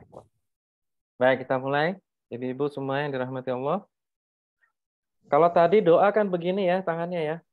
Kalau sekarang gini nih. Kita dekatkan ke mulut. Dekatkan ke mulut. Kita membaca surat Al-Fatihah, Al-Ikhlas, Al-Falaq, An-Nas. Tambahkan doa sapu jagat. Tahu ya doa sapu jagat ya? Rabbana atina fid dunya hasanah wa fil akhirati hasanah wa qina azabannar. Nah, nanti itu 3 kali kita baca di akhir. Lalu baca lagi satu lagi doa istirja, yaitu inna lillahi wa inna ilaihi raji'un. Apa maksudnya? Sesungguhnya kami ini milikmu ya Allah, kami akan kembali kepadamu. Berarti tandanya kita pasrah nih sama Allah. Ya, nah, menyerah, pasrah, surrender kepada Allah 100%. Nanti Allah yang akan membimbing kita, Allah yang akan memberikan kesehatan pada diri kita. Ya. Sama-sama ibu-ibu dekatkan ke mulut, niatkan mendapatkan pahala bacaan Qur'annya, niatkan mendapatkan kesehatan, bahagia, herbalnya, minumannya jadi obat buat diri sendiri dan keluarga insya Allah. Ya, air galon juga boleh Bu ya di ruqyah. Kita mulai ibu-ibu semua, kita mulai sama-sama membaca Ummul Quran suratul Fatihah. A'udzu billahi minasy syaithanir rajim. Bismillahirrahmanirrahim. Alhamdulillahi rabbil alamin. Ar-Rahmanir Rahim. Maliki yaumiddin. Iyyaka na'budu wa iyyaka nasta'in. Ihdinas siratal mustaqim. Siratal ladzina أنعمت عليهم غير المغضوب عليهم ولا الضالين.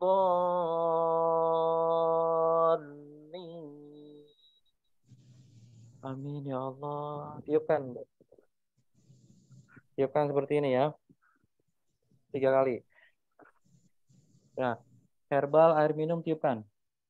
Tiupkan. 1 kali aja. Herbalnya, air minumnya tiupkan 1 kali. Sudah?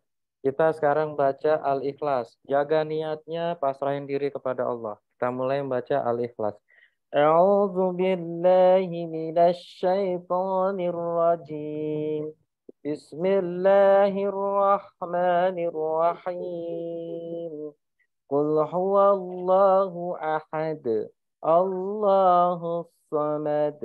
Lam yalid wa lam yulad. Walam yakul lahu kufuwan ahad. Ya, tiupkan tapak tangannya 3 kali. Ya, tiupkan ke herbal sama air minumnya. Sudah, baik. Kita membaca surat Al-Falaq. A'udzu billahi minasy syaithanir rajim. Bismillahirrahmanirrahim.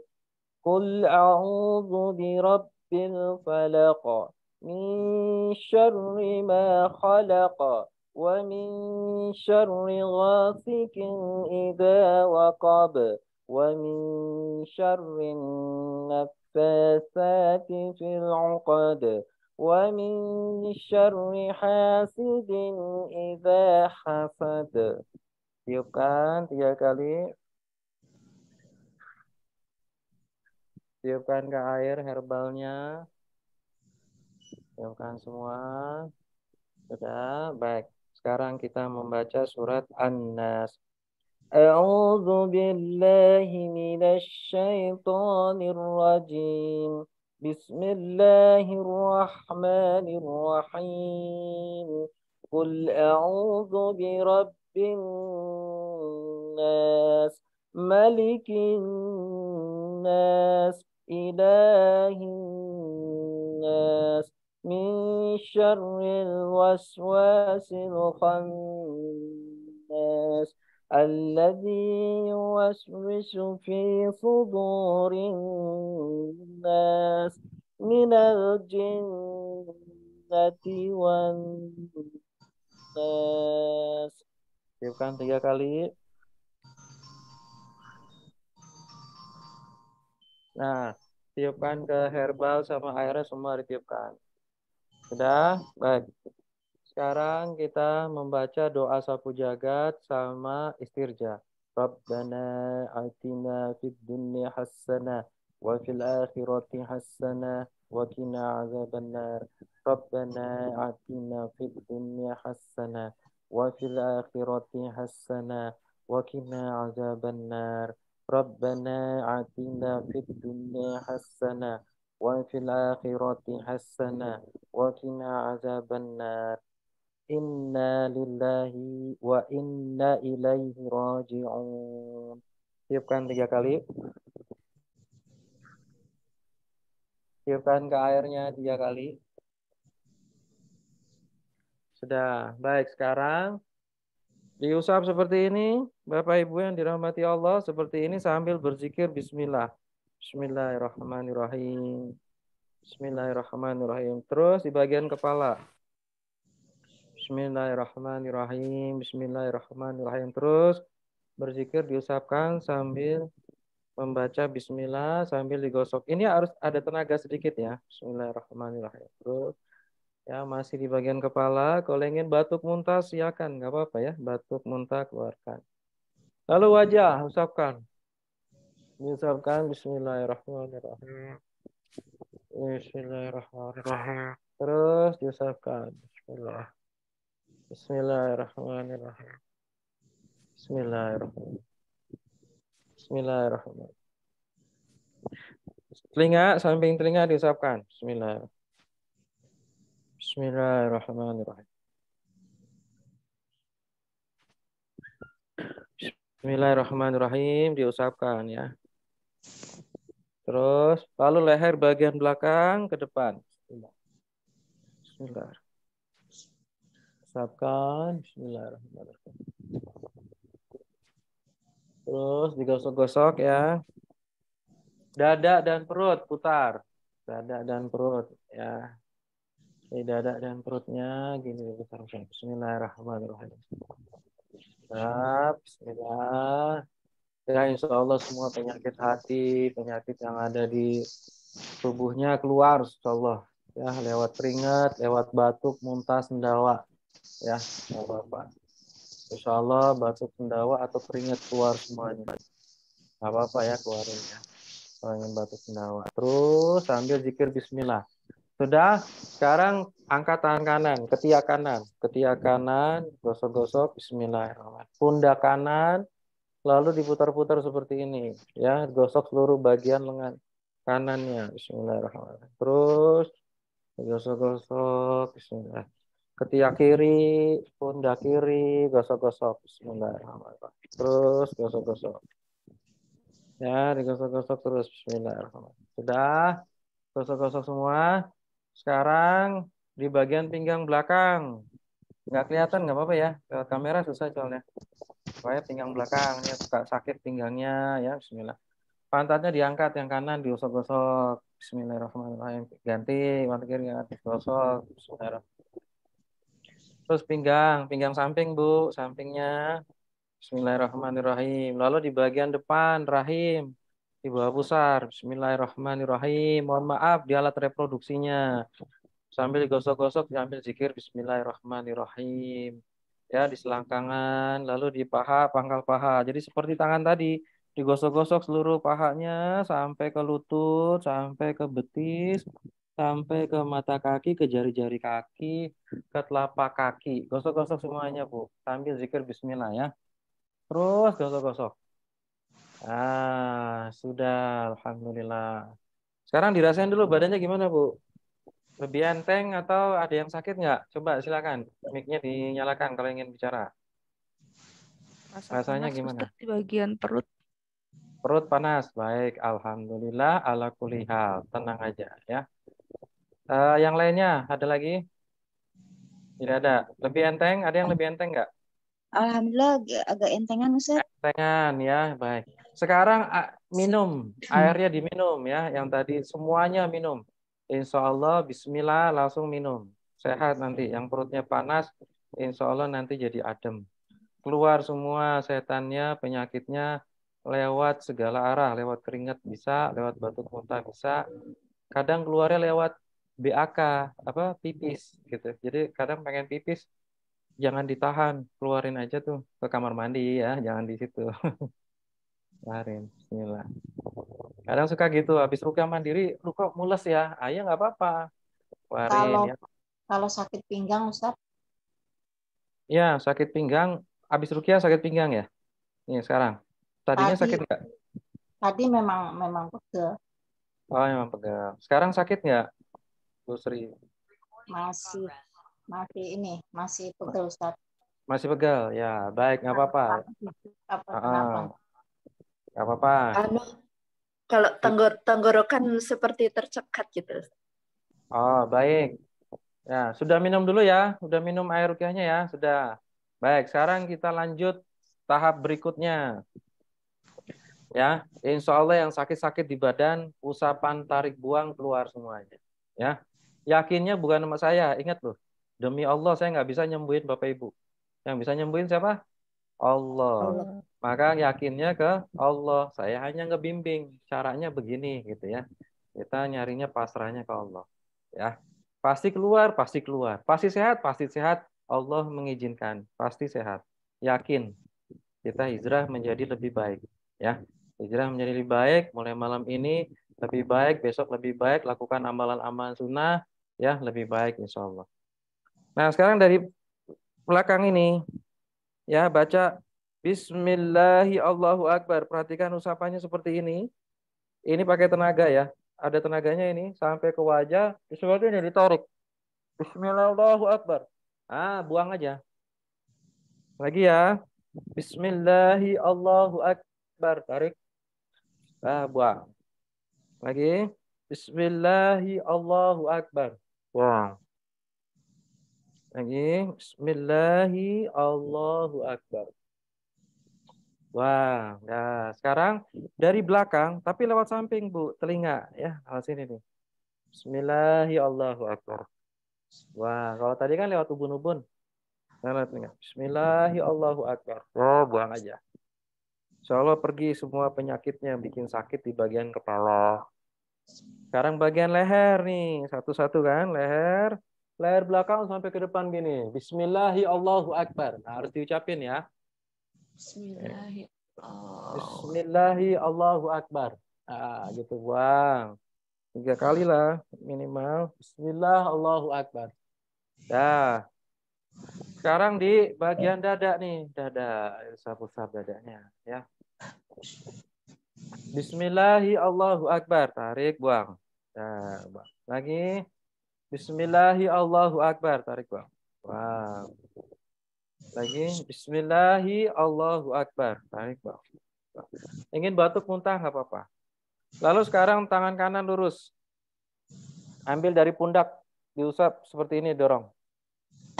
Dorong sini sampai Bismillah Allahu Akbar kita.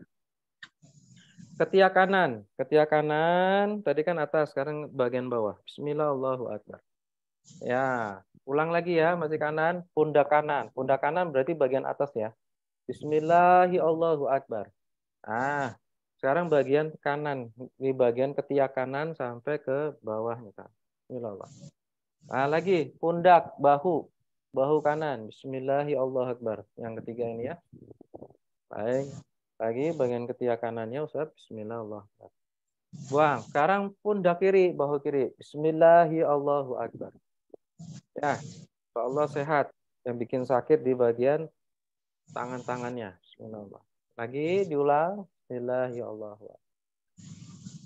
Lagi. Bismillahirrahmanirrahim. Sekali lagi. Bismillahirrahmanirrahim. Insya Allah makin sehat, makin enak. Bismillahirrahmanirrahim. Nah, sudah. Sekarang di bagian ini. Dada sama perut. Dada sama perut begini ya. Diusapkan 2. Nah, tinggal diusap seluruhnya begini, lalu ditarik. Bismillahirrahmanirrahim. Buang aja. Tidak usah diimajinasikan, tidak boleh diimajinasikan seakan-akan ngebuang energi negatif. Nggak boleh, haram hukumnya. Yang boleh dilakukan hanya diusap, Bismillah, Allahu Akbar, buang. Gitu aja. Hanya begitu aja. Tidak boleh ada imajinasi, seakan-akan, nggak ada. Seakan-akan, nggak boleh. Lakukan aja, Bismillah, Allahu Akbar. Dah. Sehat, penyakitnya hilang gitu aja. Bismillah, Allahu Akbar. Buang. Tadi ada yang sakit di bagian pinggang, maka pinggangnya diusap, tarik buang. Bismillah Allahu Akbar. Buang. Lagi Bismillah Allahu Akbar. Buang. Lagi Bismillah Allahu Akbar. Buang. Sekali lagi Bismillah Allahu Akbar. Buang. Dah. Sekarang kaki Bu. Ibu mau duduk selonjoran atau berdiri? Selonjoran aja nggak apa-apa. Usap dari bawah pusar, diusap, mohon maaf, alat reproduksi ya, rahim, alat reproduksi sampai terus paha, dengkul ya, terus sampai ke jari-jari kaki didorong, usap. Bismillah Allahu Akbar. Nah. Lagi ulangi 3 kali. Ini masih bagian atas kaki dulu ya, bawah belum. Bismillahirrahmanirrahim. Akbar. Ini sampai jari-jari kaki ya, Bu. Ini Bismillahirrahmanirrahim. Sekarang dari pinggang belakang. Pinggang belakang, pantatnya diangkat kanan, gini. Angkat lagi kiri, baru tangan kirinya lewat ya. Usap sampai ke bawah dengkul, betis ke tumit. Bismillahirrahmanirrahim. Paham ya, insya Allah ya. Ulangi lagi. Ya, Bismillah, angkat kanan, angkat kiri lewat tangannya ya. Bismillahirrahmanirrahim. Sampai tumit. Ya, kalau berdiri lebih enak sih. Langsung aja. Lagi. Bismillahirrahmanirrahim. Mungkin nanti bikinnya saya berdiri kali ya. Ini saya duduk soalnya. Coba kita coba. Saya berdiri bisa nggak? Dah, sekarang dirasain gimana Bu? Enak gak? Coba Ibu berdiri, rasain gerak-gerakin badannya, terus gerakin-gerakin gini pelan-pelan. Gimana Bu? Coba berdiri, jalan gitu, rasain. Lebih enteng badannya? Lebih enak, berkeringetan ya? Silakan Bu. Yang ingin menyampaikan apa yang dirasakan, mic-nya dinyalain.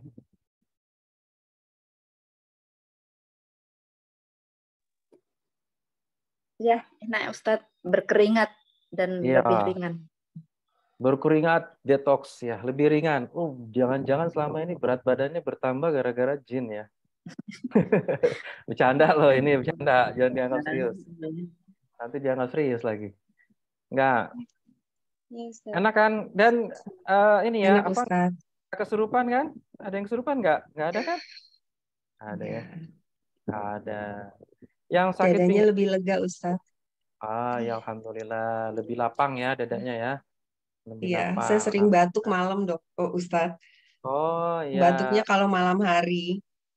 Nah, nanti ruqyahnya ini bisa dilakukan rutin. Setiap malam boleh, setiap pagi boleh. Caranya gimana nih? Lupa. Ada YouTube saya. Silakan YouTube saya Tono Espandiar. Ya, YouTube saya Tono Espandiar tuh di apa? Ya, silakan di YouTube. Ya, di YouTube-nya cari itu nama itu.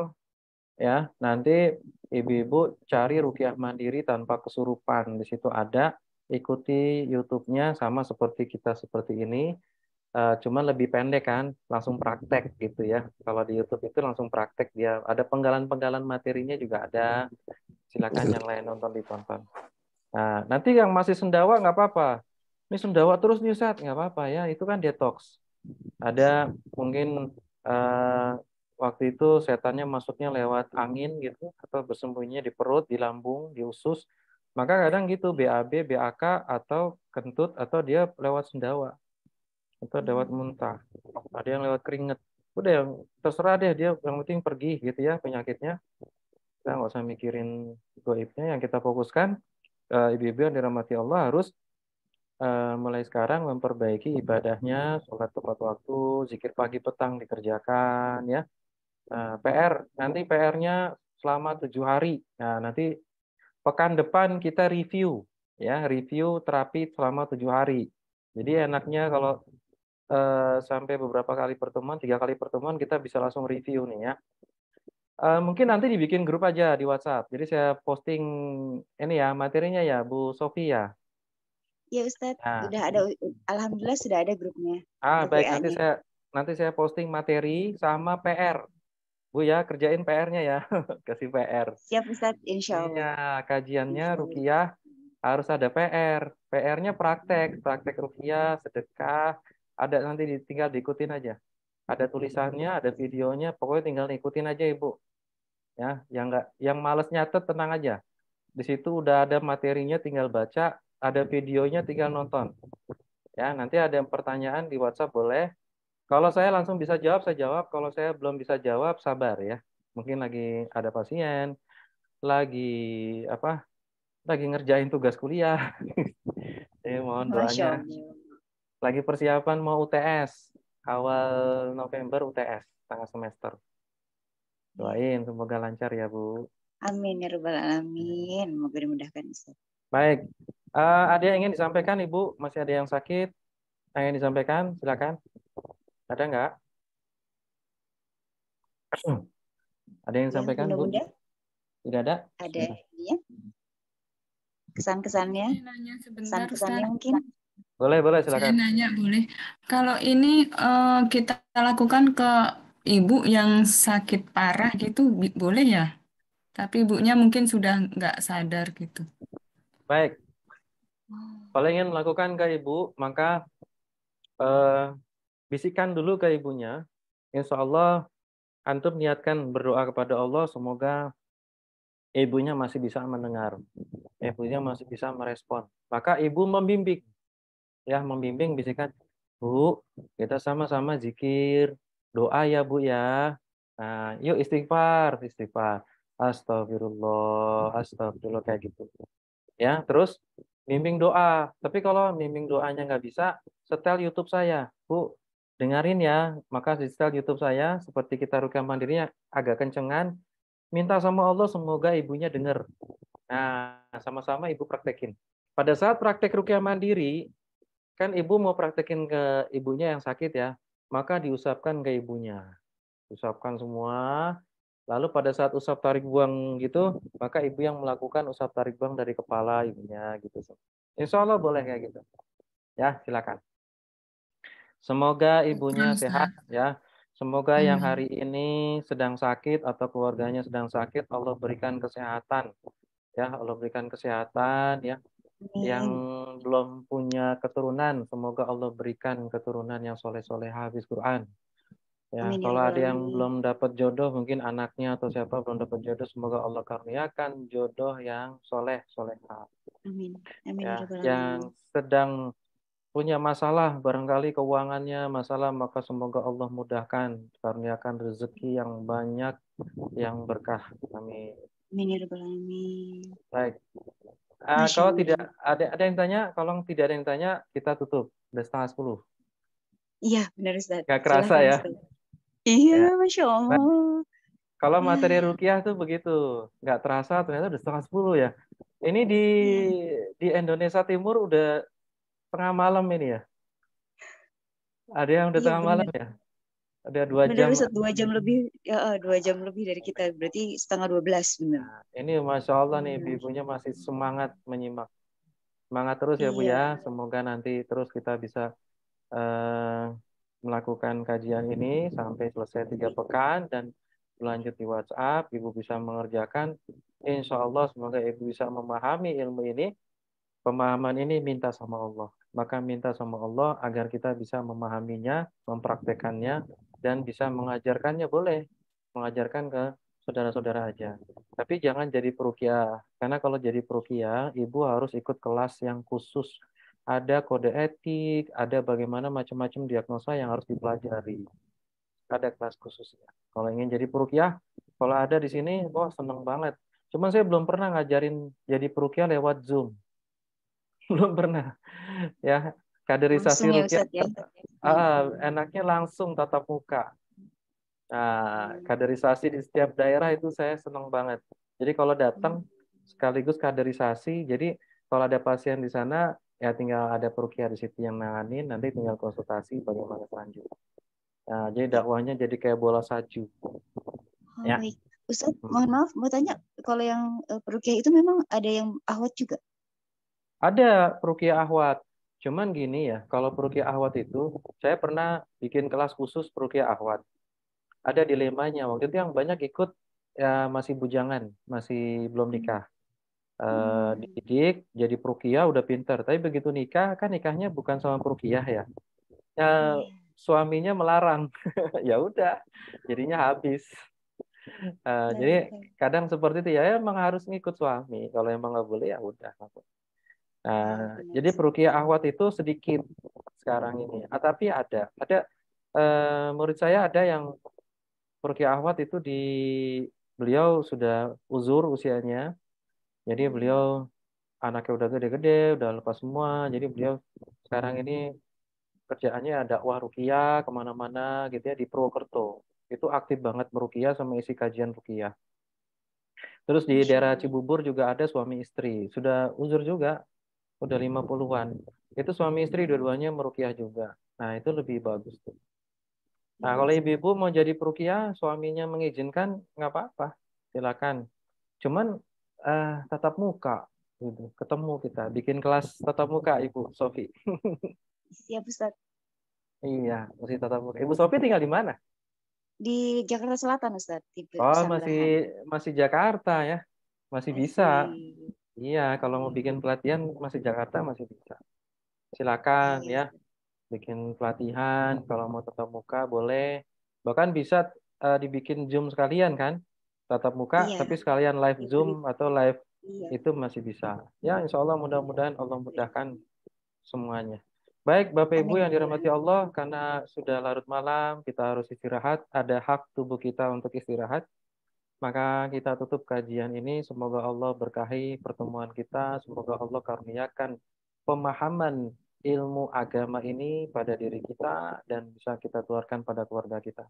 Kita tutup dengan doa kafaratul majlis. Subhanakallahumma bihamdika asyhadu an la ilaha illa anta astaghfiruka wa atubu ilaik. Barakallahu fikum. Assalamualaikum warahmatullahi wabarakatuh. Saya pamit undur diri. Mohon maaf jika Waalaikumsalam ada warahmatullahi yang